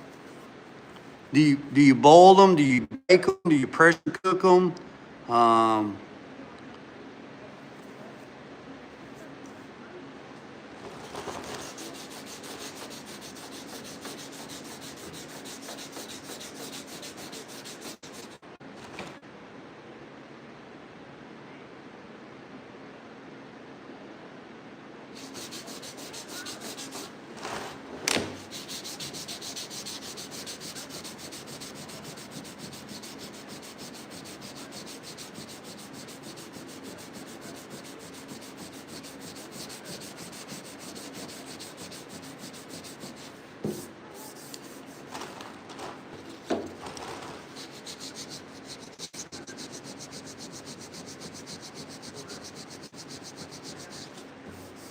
have you seen?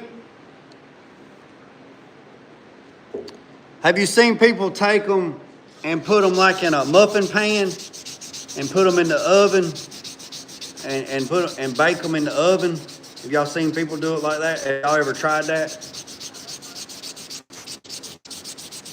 Like put them in the muffin man. Do you know the muffin man?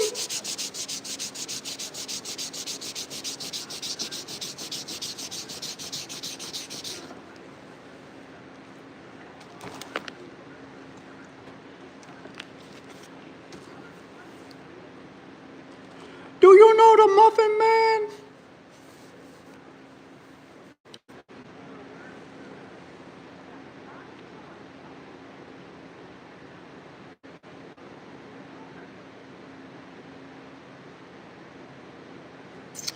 So normally I just just put them on a pot on the stove and put a little bit of baking soda in the water and a little bit of salt and do like Mike said, do them for right at 10 minutes and then shut it down and then take them immediately out of the hot water and put them in a pot full of cold icy water. Do it that way. But last night we put 24 in the pressure pot. We put 24 in the pressure pot last night, and once it gets up to temperature, 5 minutes. It pressure pots it for 5 minutes. Then you let it cool down on its own for 5 minutes, which is 10. Then you vent the pressure pot, which takes about 2 to 3 minutes. So now you're up to 13 minutes. And then take them immediately out of that with the rack and put them in cold ice water for 5 to 10 minutes.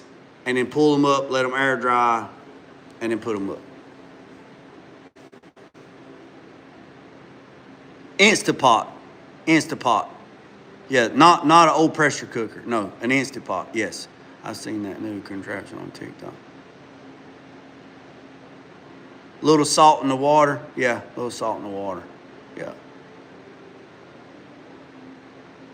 Yeah, I normally do it with an old school pot. Now I have a USA American pressure pot. It's aluminum. It's a cast aluminum. They're out west. I can get I can get 16 pints.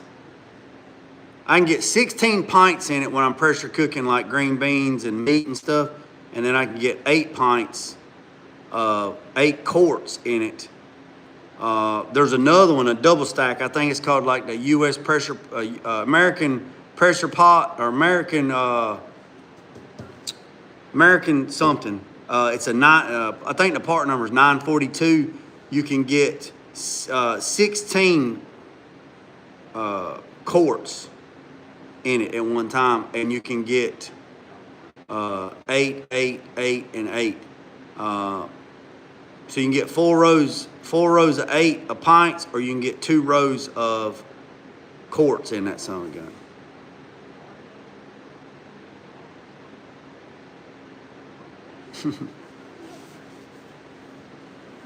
Yeah. Yeah. So we did 24 last night in Instapot.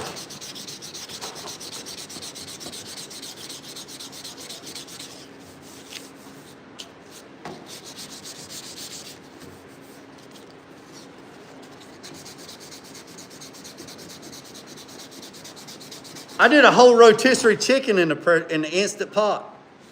Did a whole rotisserie chicken in the Instant Pot. That sun gun was done like in 12 minutes. The whole damn chicken was done like in 12 minutes. It's crazy. I mean, it wasn't like 12 or it was less than 15 minutes. The whole damn chicken was done. You have to look at the recipe. It wasn't nothing, man.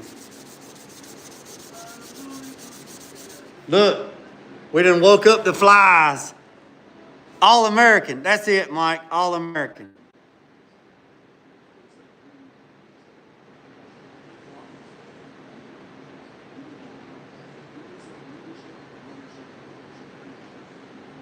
No.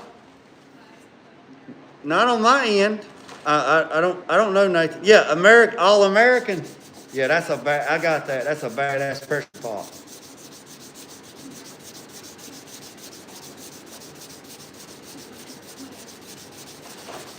Badass pressure pot.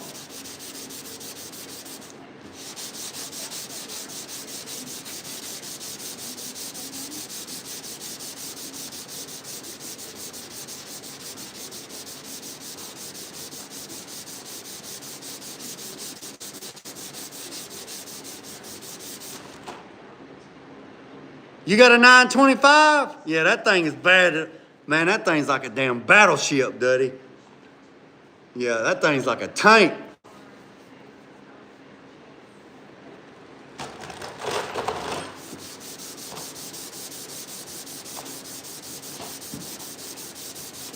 Yeah, I love mine. I'm going to do some more canning this year. We didn't do no canning this year. I'm going to do some next year. Just as soon as I get my mobile kitchen built, we're going to do some damn pressure pot. We're going to do some daggone canning some green beans and some meats and shit. Yeah.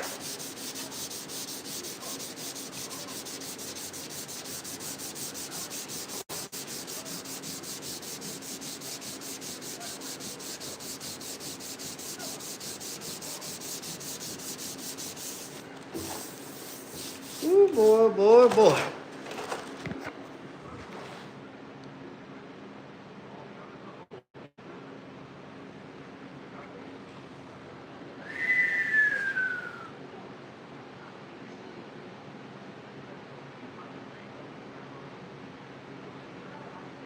We're getting there, boys and girls. We're getting there, boys and girls. We're getting there.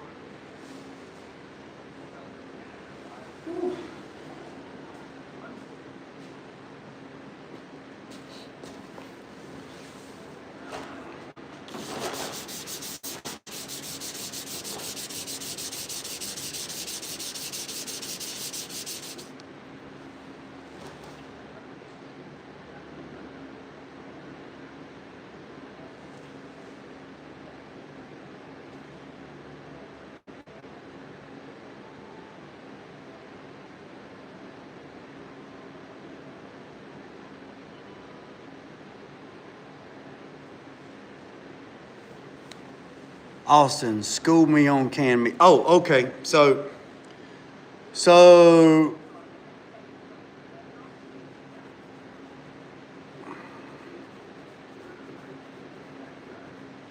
all right. So canned meats. What I'm talking about on canned meats is, say you take a deer tenderloin, right? We'll do something simple. A deer tenderloin. You take a deer tenderloin. You cut it up into 1-inch cubes. right? You cut it up in 1-inch cubes. You get you some little pint jars, right? You do all your prep work. You take the 1-inch cube raw meat, right? And you put the raw meat in the jar and you leave about 1-inch headspace, right? Then you can put like bouillon sauce in it, like beef bouillon or something like that. But if you do, use something low sodium, all right? Then you put whatever seasons you want. Salt, pepper, garlic, whatever, you put it on top. And then you put your cannon salt in there, right? You clean the rim with a vinegar-based cleaner, your food grade vinegar. You clean the rim. You take the lid. It's got it in a pot and it's warmed up, so you got the gel that's warm, the sealing gel. You put it on there. You put the lid on there, and you tighten it, and you just hand tighten it, and then you set it to the side. Then you take that raw meat in those little pint jars and you put it in a All-American 925 pressure cooker, and you put all the meat in there in those jars. With a 925, you can put 16 pints. You put the water in there the way it's supposed to be. You set it up. You pressure cook it for X amount of time, the way it says, and then when it vents off, you let it cool down on its own. You take all the jars, you put it on the table on a towel. I cover my stuff up with a towel so they don't have no cold air or nothing blow across them in the house. And then they slowly cool down. And as they cool down, you'll hear them go. You'll hear the lid seal. Once the lid seals, I take the ring off. I don't leave the rings on my cans or my mason jars. I take the lids off. So it's just the lid that's sealed on there. And then there's no water in the thread so it rusts or anything like that. And then you just put the date on the top of it, January 1st, 2026. You know, deer venison or whatever. And you set it on the shelf and you're good to go. And then whenever you want to eat, you just make you some rice. Take that, heat it up, boom, you got stew beef. You can pressure cook everything, man. Rice, pintos. I showed a guy how to pressure cook whole rabbits, right? You can take a whole rabbit, clean it up, prep it. Take the whole rabbit and stick it in a daggone quart jar. Do all the seasoning and stuff in there and pressure cook that something.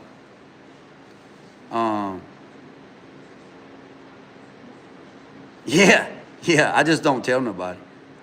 I mean, you got to follow the rules on pressure cooking, right? You got to follow the rules on pressure cooking. Because if you don't do it right, you make somebody sick, I've been doing it 30 years, man, pressure cooking. I've been canning meats, potatoes, pintos. I showed a guy how to do a whole rabbit. Meats, you can do sausage, you can do hamburgers. There's a lot of stuff, man. Whose birthday is it? Whose birthday? Whose birthday is it? Thank you. Thank you for what, Mike? It's not just sick, you'll make somebody explode. Yeah, that's what I said. All-American canner, the 925 is a monster.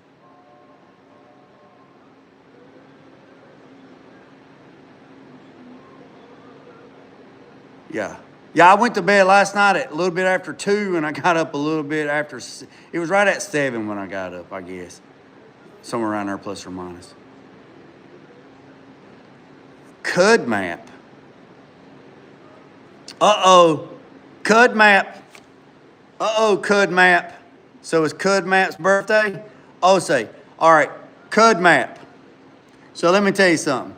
My buddy, he's a wildlife game warden, right? And every year on my birthday, he will call me like at 2, 3 o'clock in the morning and sing me happy birthday when my phone's turned off, right? Yeah, pressure cooking is not for everybody. And if you don't do it right, you will hurt yourself, or you will make somebody sick, or you will unalive somebody. So you need to either take a class or get with somebody that knows what they're doing and pressure and learn how to do it. You know, water bathing tomatoes and stuff, anything that's high acidic, you know, that's a whole nother thing. Anyway, Cub Map. So this is for you, my guy. So my friend, he is a game warden and a biologist. He'll call me like 2 or 3 o'clock in the morning and sing me happy birthday. So when I get up on my birthday, I got a voice message of him singing me happy birthday. Been doing it for years, right? So I started returning the favor to him. I called him like at 2 o'clock in the morning and sung him happy birthday. And he was on a damn cruise or vacation with his wife. And the phone rung like at 2 a.m. And she's like, who in the hell's calling you at 2 a.m.? I mean, she didn't cuss or nothing. But anyways, nevertheless. So with that being said, I'm going to share with you how he sings me happy birthday. I'm going to sing you happy birthday, Cud Man. So let me get me a water and wet my whistle.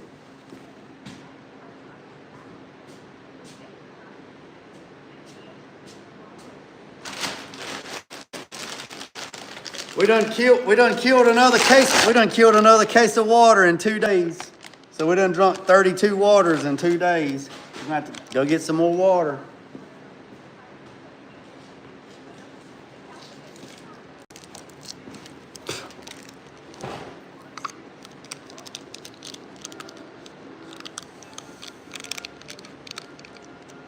All right, here we go. Oh crap, please hold. Here we go. Here we go. Here we go, Cud Matt. I'm gonna sing it to you like my little friend. I call him the leprechaun. He ain't but like 3'6". He look like one of them little troll kids, you know, with the orange hair. That's what. And he ginger too. All right, here we go. Me. Me. Happy birthday to you.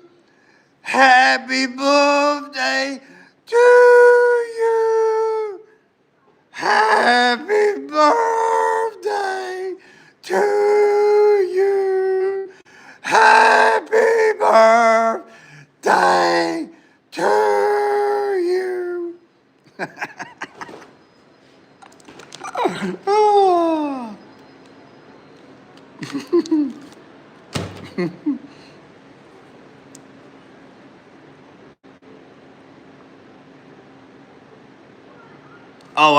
So my wife's birthday she's a New Year's baby. Her birthday is January 1st, so she's a New Year's baby. Hey, I'm a Star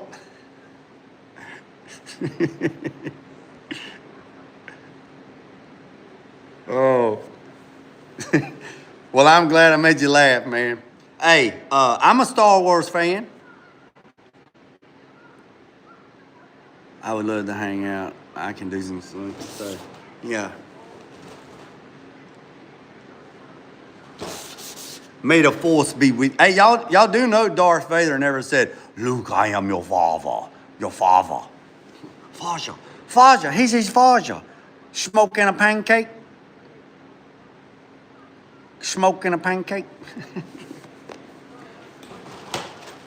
Hey, appreciate that. JG, you just wait.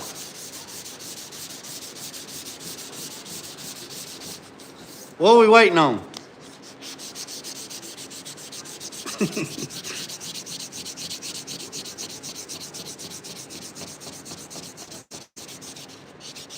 I am your father. Smoking a pancake.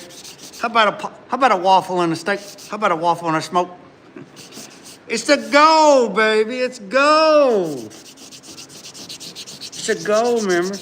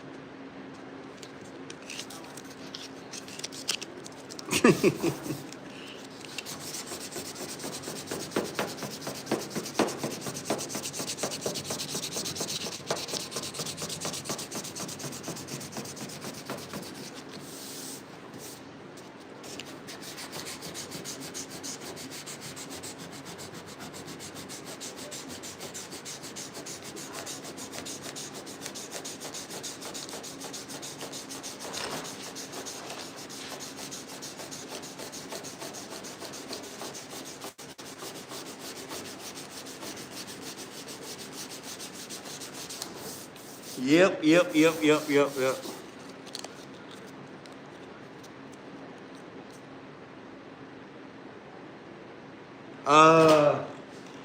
It is the Pico Junction. Pico Junction.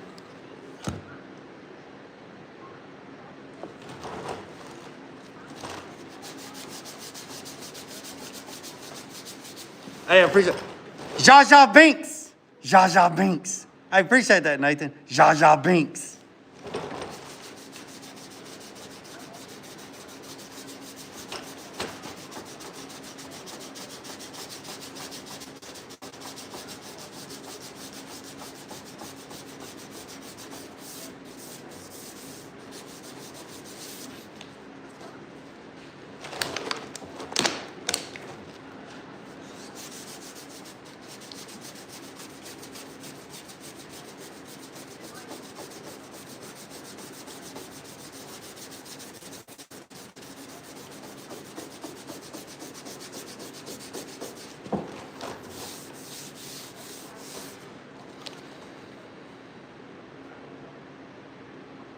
Black. All dressed in black. His name is Mac. We going black. Black, baby, black.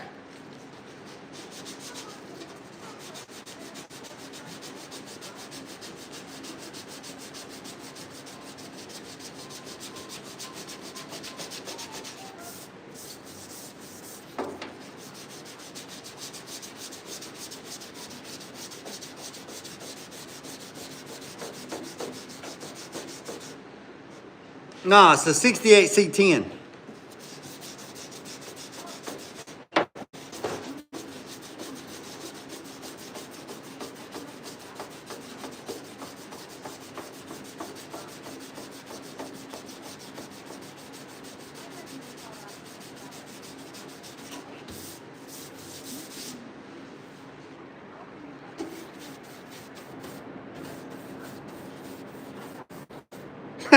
He's got a memory like a copper trap for a bear joke.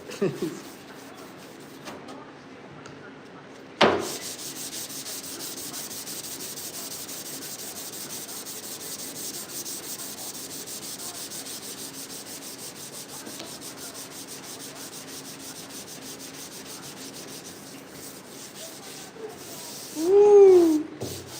Say it ain't so, say it ain't so, say it ain't so.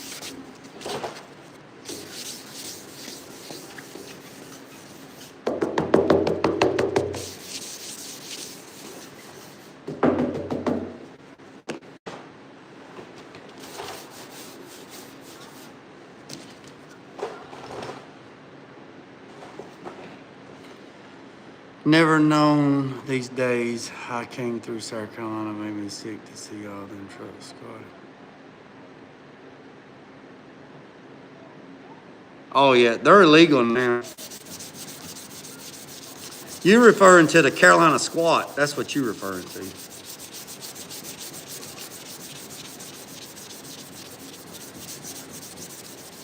You are referring to the Carolina squat.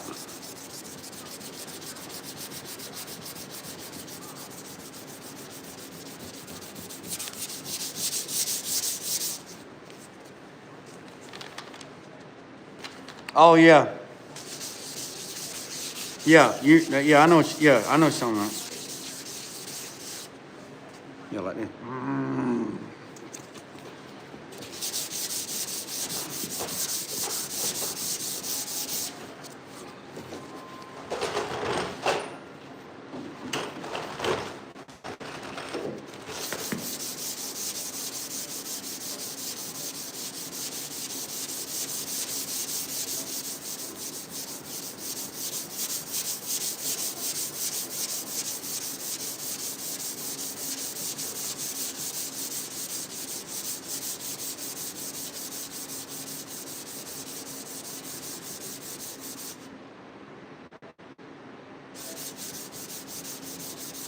Yeah, I agree with you on that, Mike.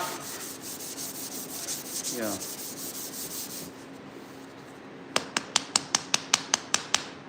I agree with you on that.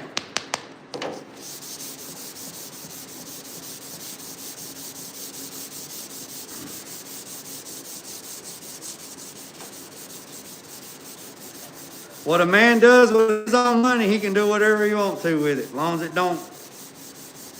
A man can do whatever he wants with his money. As long as it don't do anything to me or as long as it don't do anything to me or mine, I don't care. He can put it in a 5-gallon bucket and set fire to it. I don't care. It's his money. He can do what he wants to with it. It's his money. He can do what he wants to with it.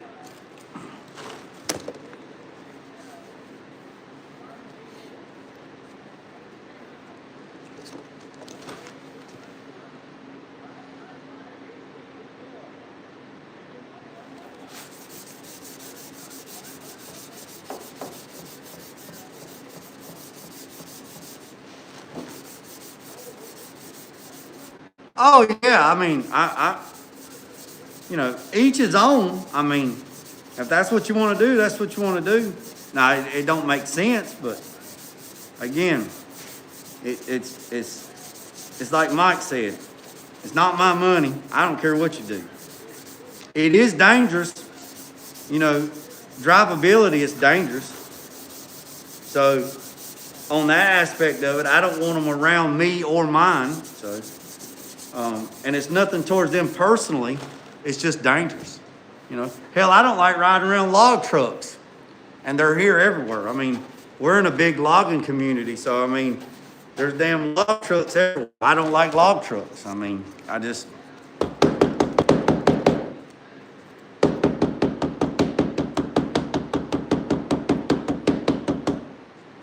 people said put an LS and squat the C. Hey, Joe, well, just tell them this. Tell them to write you a check for $25,000 and you'll do whatever you want. Tell them to write you a check for $25,000 and you'll do whatever they want you to do. You'll do it. How about that?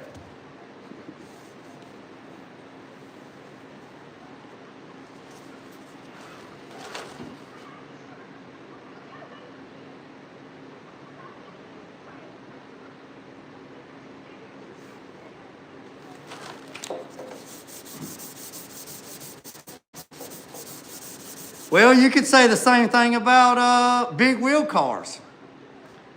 I mean, some of these cars has got 30-inch wheels on them and they're higher than 4-wheel drive trucks. If that's your thing, that's your thing. And QA1 sees it that it's a money-making thing. So QA1 makes a suspension kit for big wheel cars that puts all your geometry back where it needs to be.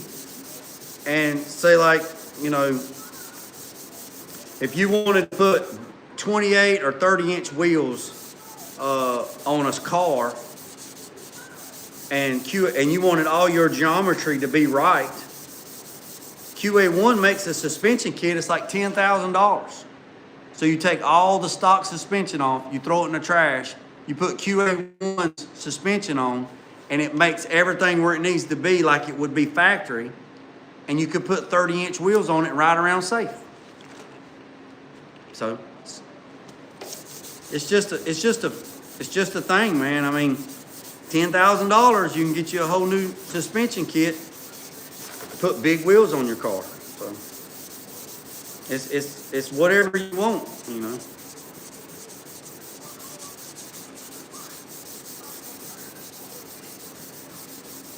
It's their money.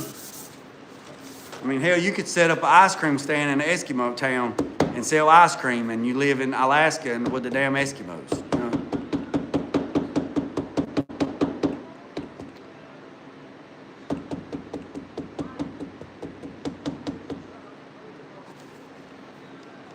What's up, cars?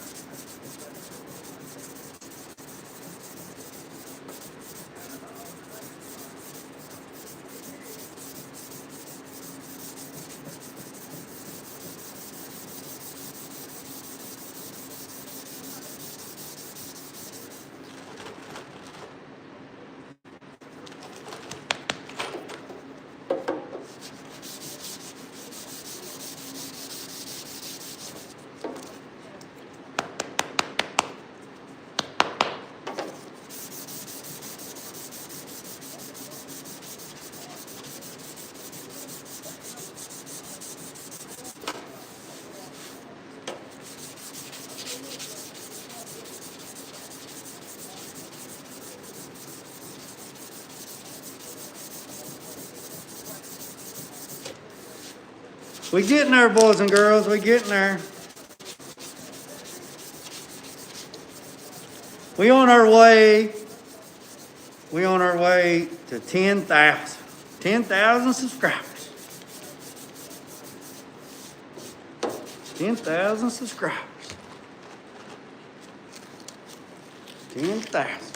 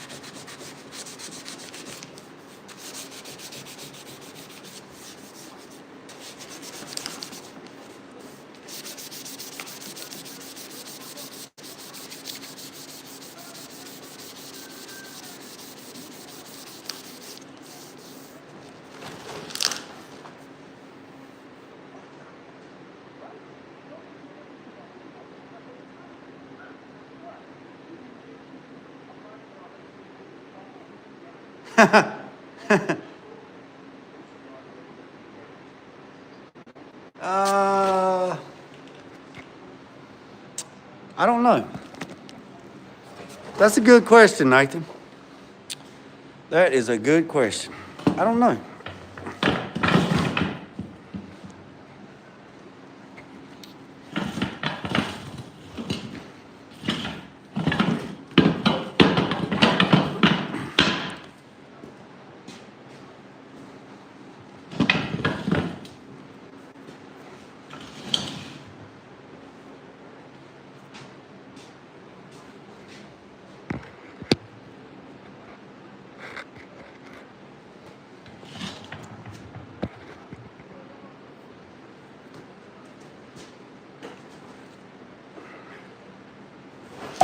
Oh no.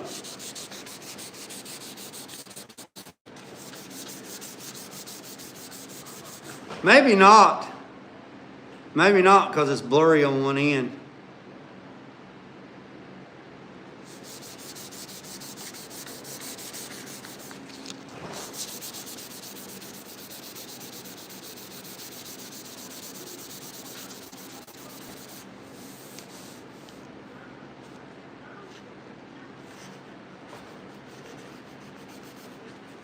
And it's blurry on one end, so you can't really see it. I don't know. I'll move it. It's fine.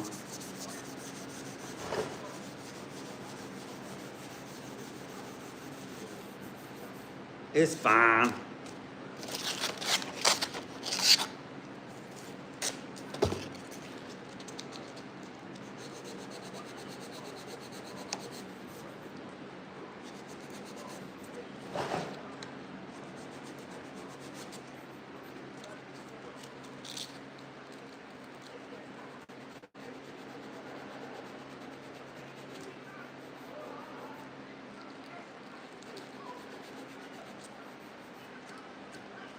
Like I said, I don't know.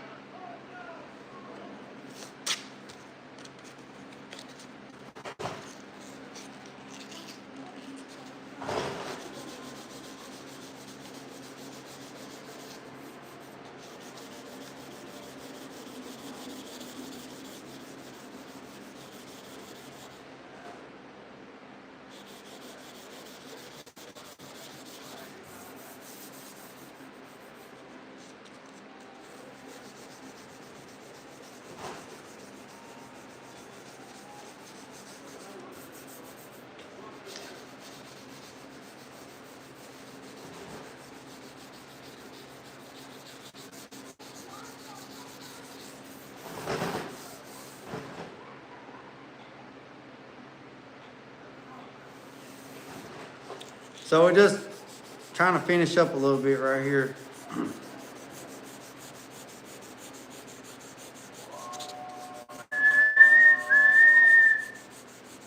Like I said, trying to get everything sanded in 400. I gotta take the mask on. Get everything sanded in 400,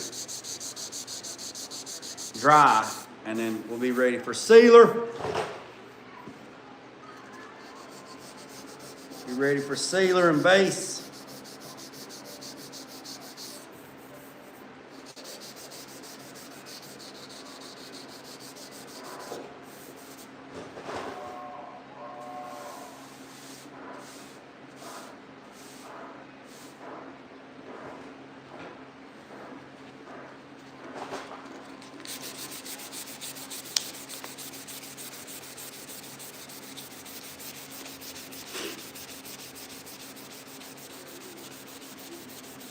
Try to keep the dust down.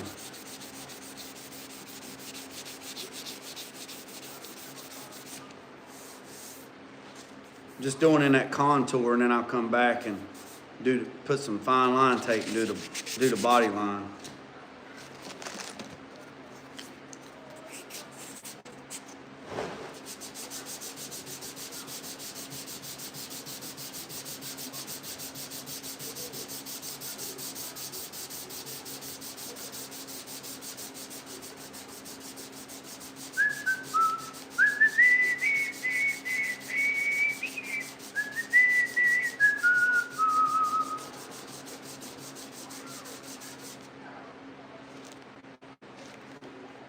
Partner. I'm looking for a good partner close to Massachusetts. Partner for what?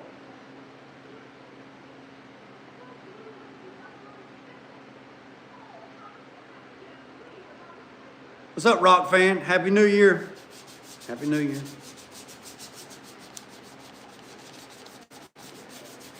Partner? What you talking about, partner? Partner for what? Yeah, partner for what?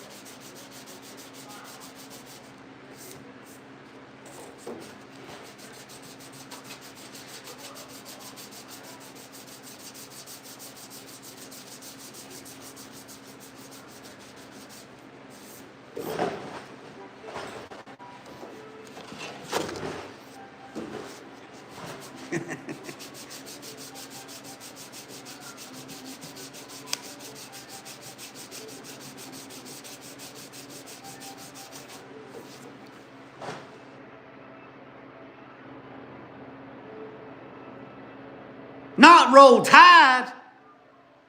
Sorry, painter. Are you looking like for a traveling painter? Bus garage. You looking for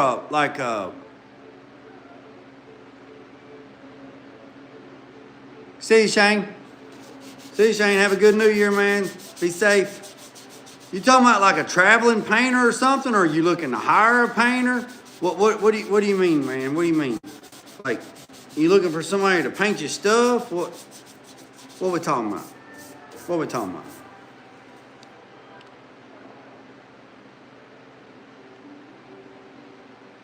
I need to paint my all R's. 2026 is rough. If 2026 is rough, fill it with Bondo and Smashing House.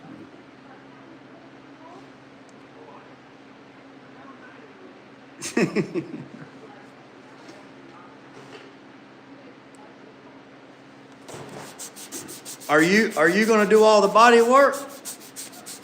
So you just want it painted, or are you gonna do all the work to get it painted?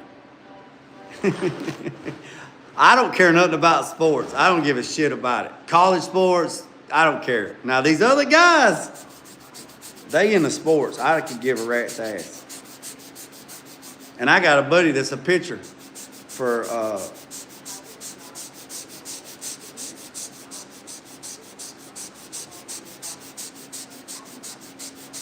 what's up, Anonymous?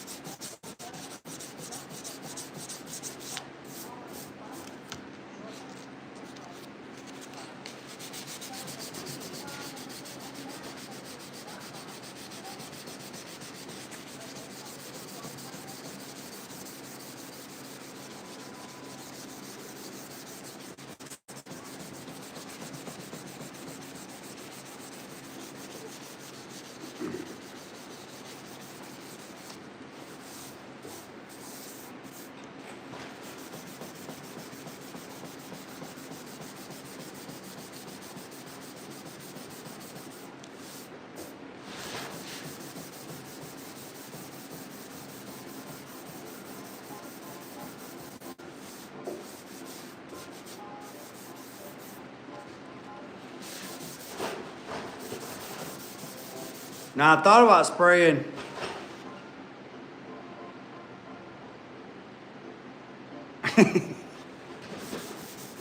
I thought about spraying some chip guard on the bottom of these fenders. Chip guard goes on and it's clear. So I could spray the bottom of these fenders with chip guard, just the bottom edge. And then when I paint it, it'll have that chip guard on the bottom. So when he does drive it and rocks and stuff hit the bottom of this fender at the bottom, where it bolts at the bottom, if rocks did hit it, it'd have chip guard on it. And I might do that.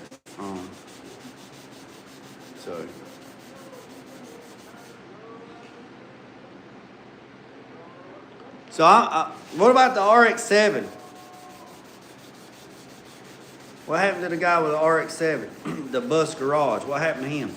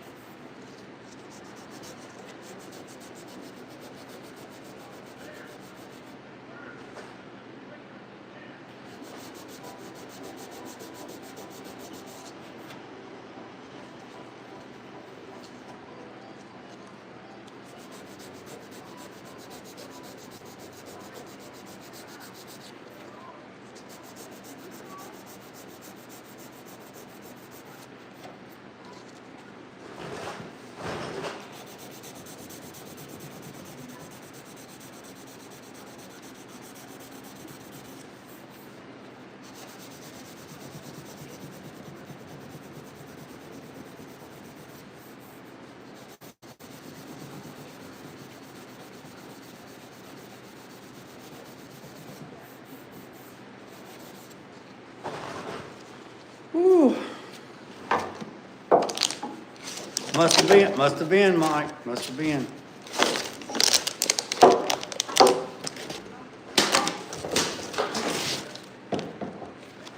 Must have been.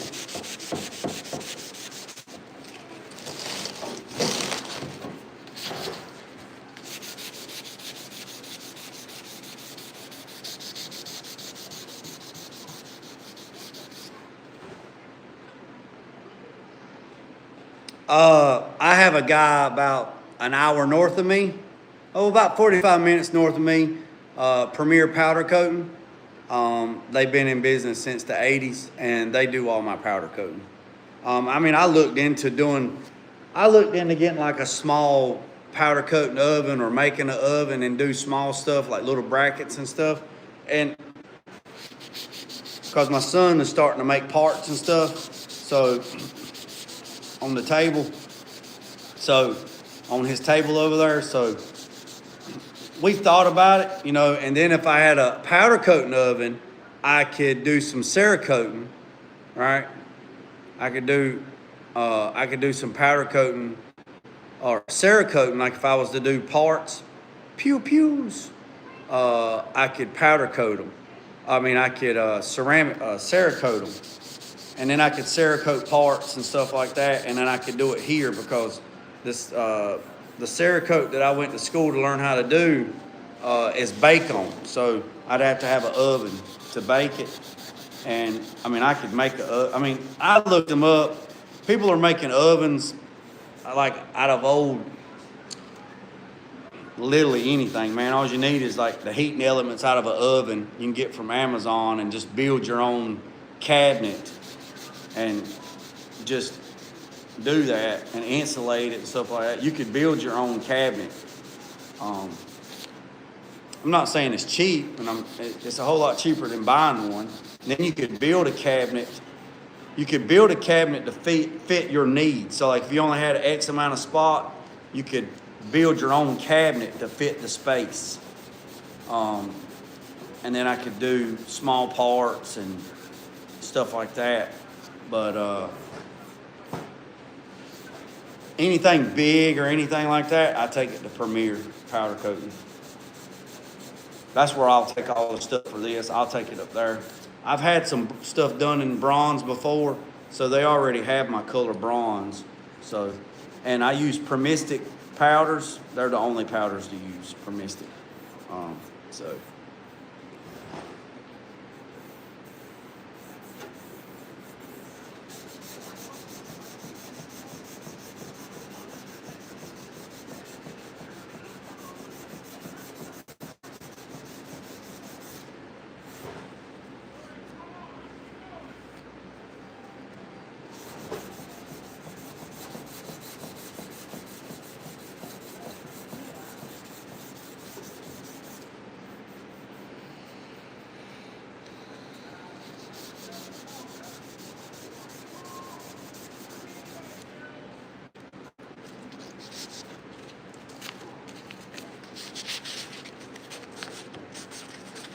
Got to do in this little valley right here, this little body line.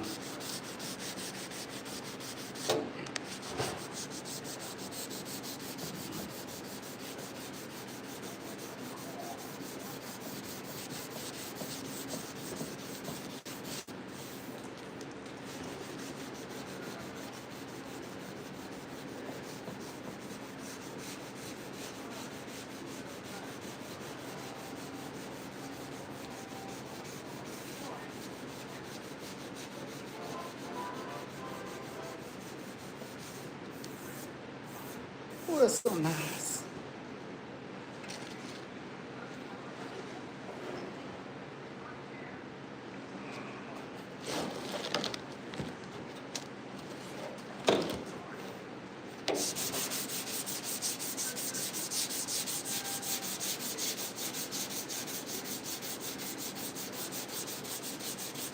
It's about bean time, man. It's about bean time.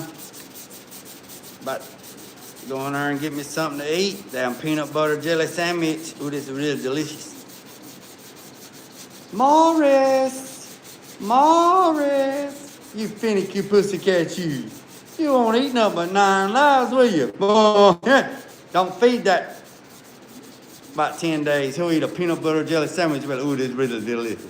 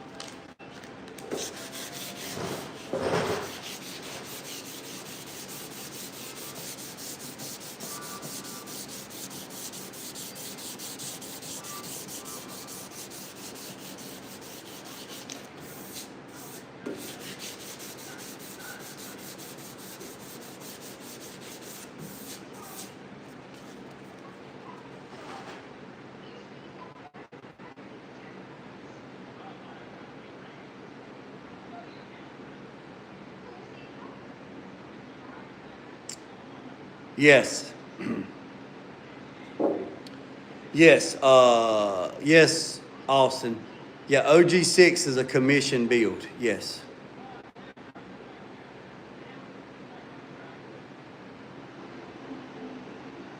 That's all I have. That's all I have. That's all I have. Now my son's truck, my son's got an 86 square body. I got that. Well, it's his. But OG6 is a commission build, yeah.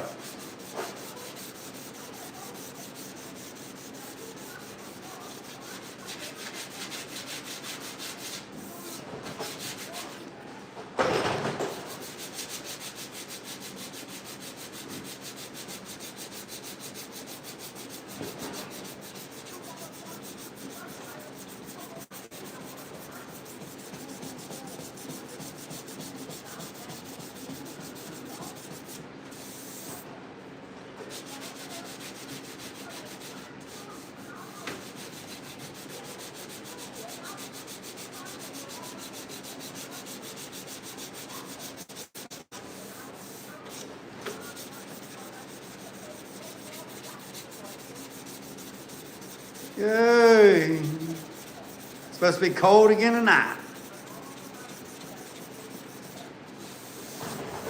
I didn't even put no wood in the heater this morning. I filled that sun gun up yesterday about 7 o'clock, 6, 7 o'clock. I checked it this morning. It was about that deep in coals.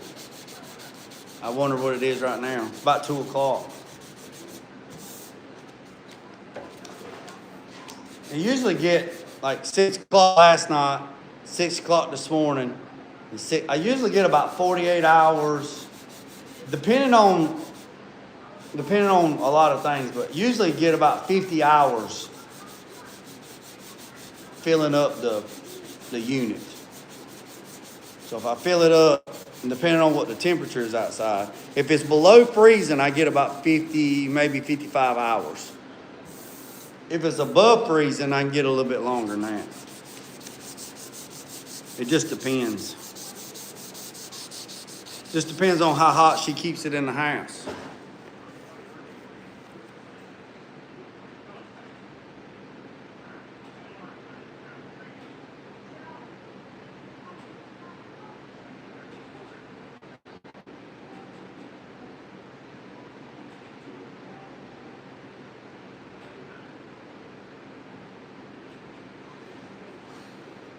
What's up, Cody?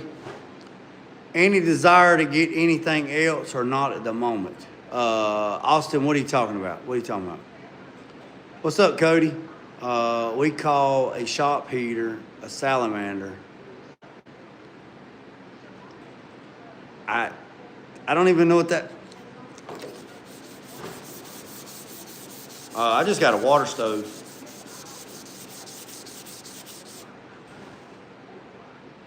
Austin, what are you talking about?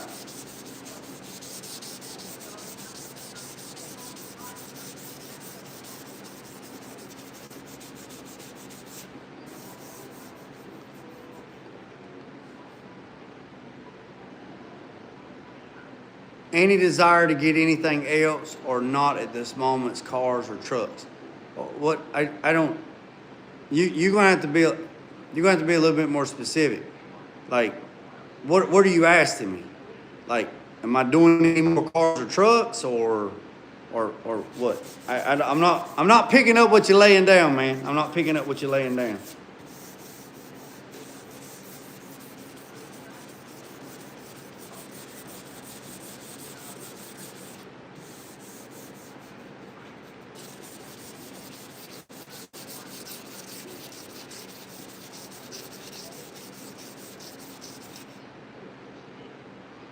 Oh, no, I'm good. No, I'm good. Nah. I thought you meant like business-wise.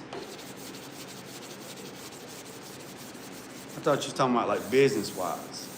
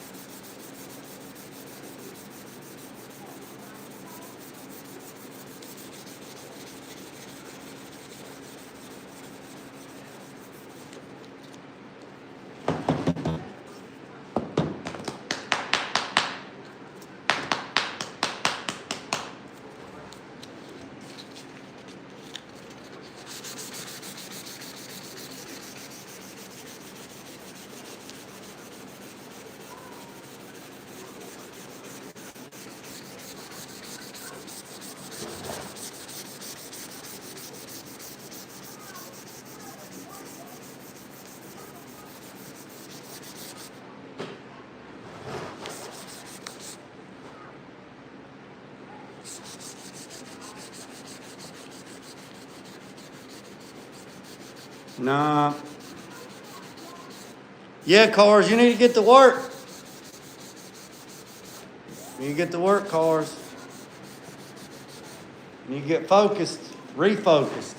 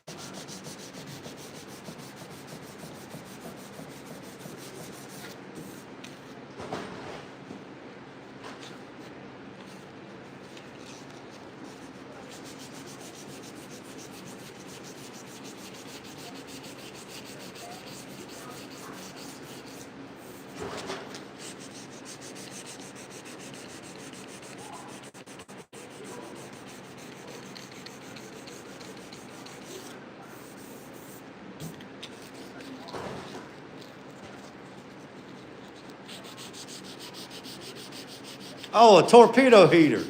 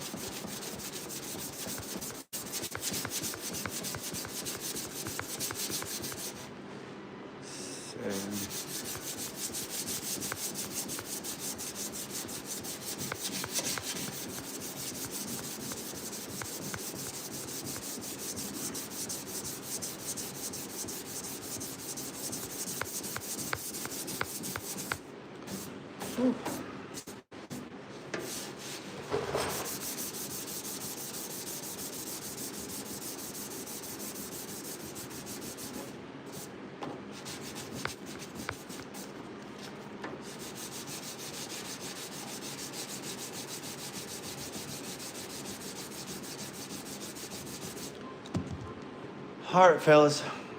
All right, boys and girls, ladies and gentlemen. Let me show you what I got so far. Let me show you what I got so far.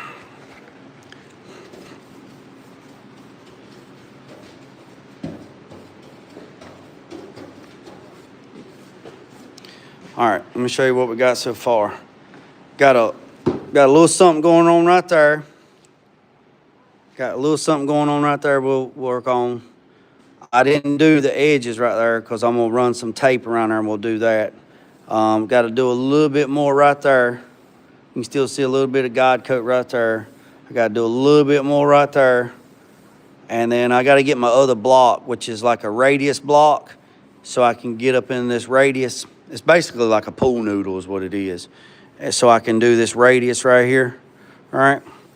And then I'll have to hand sand all this in here. This will have to be slick too, because you'll see this. When the hood's raised up, when the hood is raised, you'll see this. So this has to be slick as well. Got to get in these little crevices right here, right? Got to get all in there. Got to finish the nose. And then we got to get up in all this in here and do all this. I have to be done by hand. And then all this will block that out. So, been on here 166 minutes. I appreciate everybody tapping in. I appreciate the gifts. I appreciate the rubies. I appreciate the thumbs up. Make sure you hit the subscribe button, share button. We're on our way to 10,000. We need like 800. And I got a few things I got to do. I got a tech call at 2 o'clock I got to take. So I got a tech call at 2 I got to take.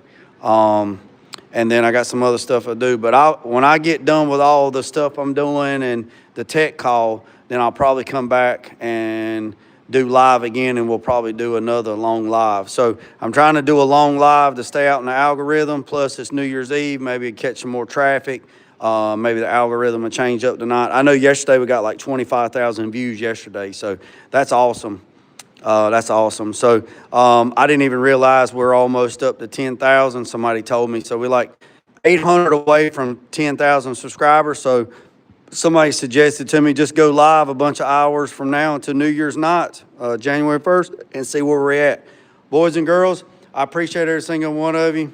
I appreciate every single one of you. I really do. Hit the subscribe button, hit the notification bell.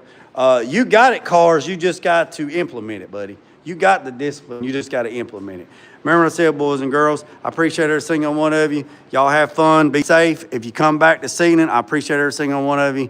Remember what I said, don't worry about the man up the road or around the road. Sweep off your own front porch while sweeping off anybody else's. Put God first, let loose and drag. Peace and chicken grease. I'm out.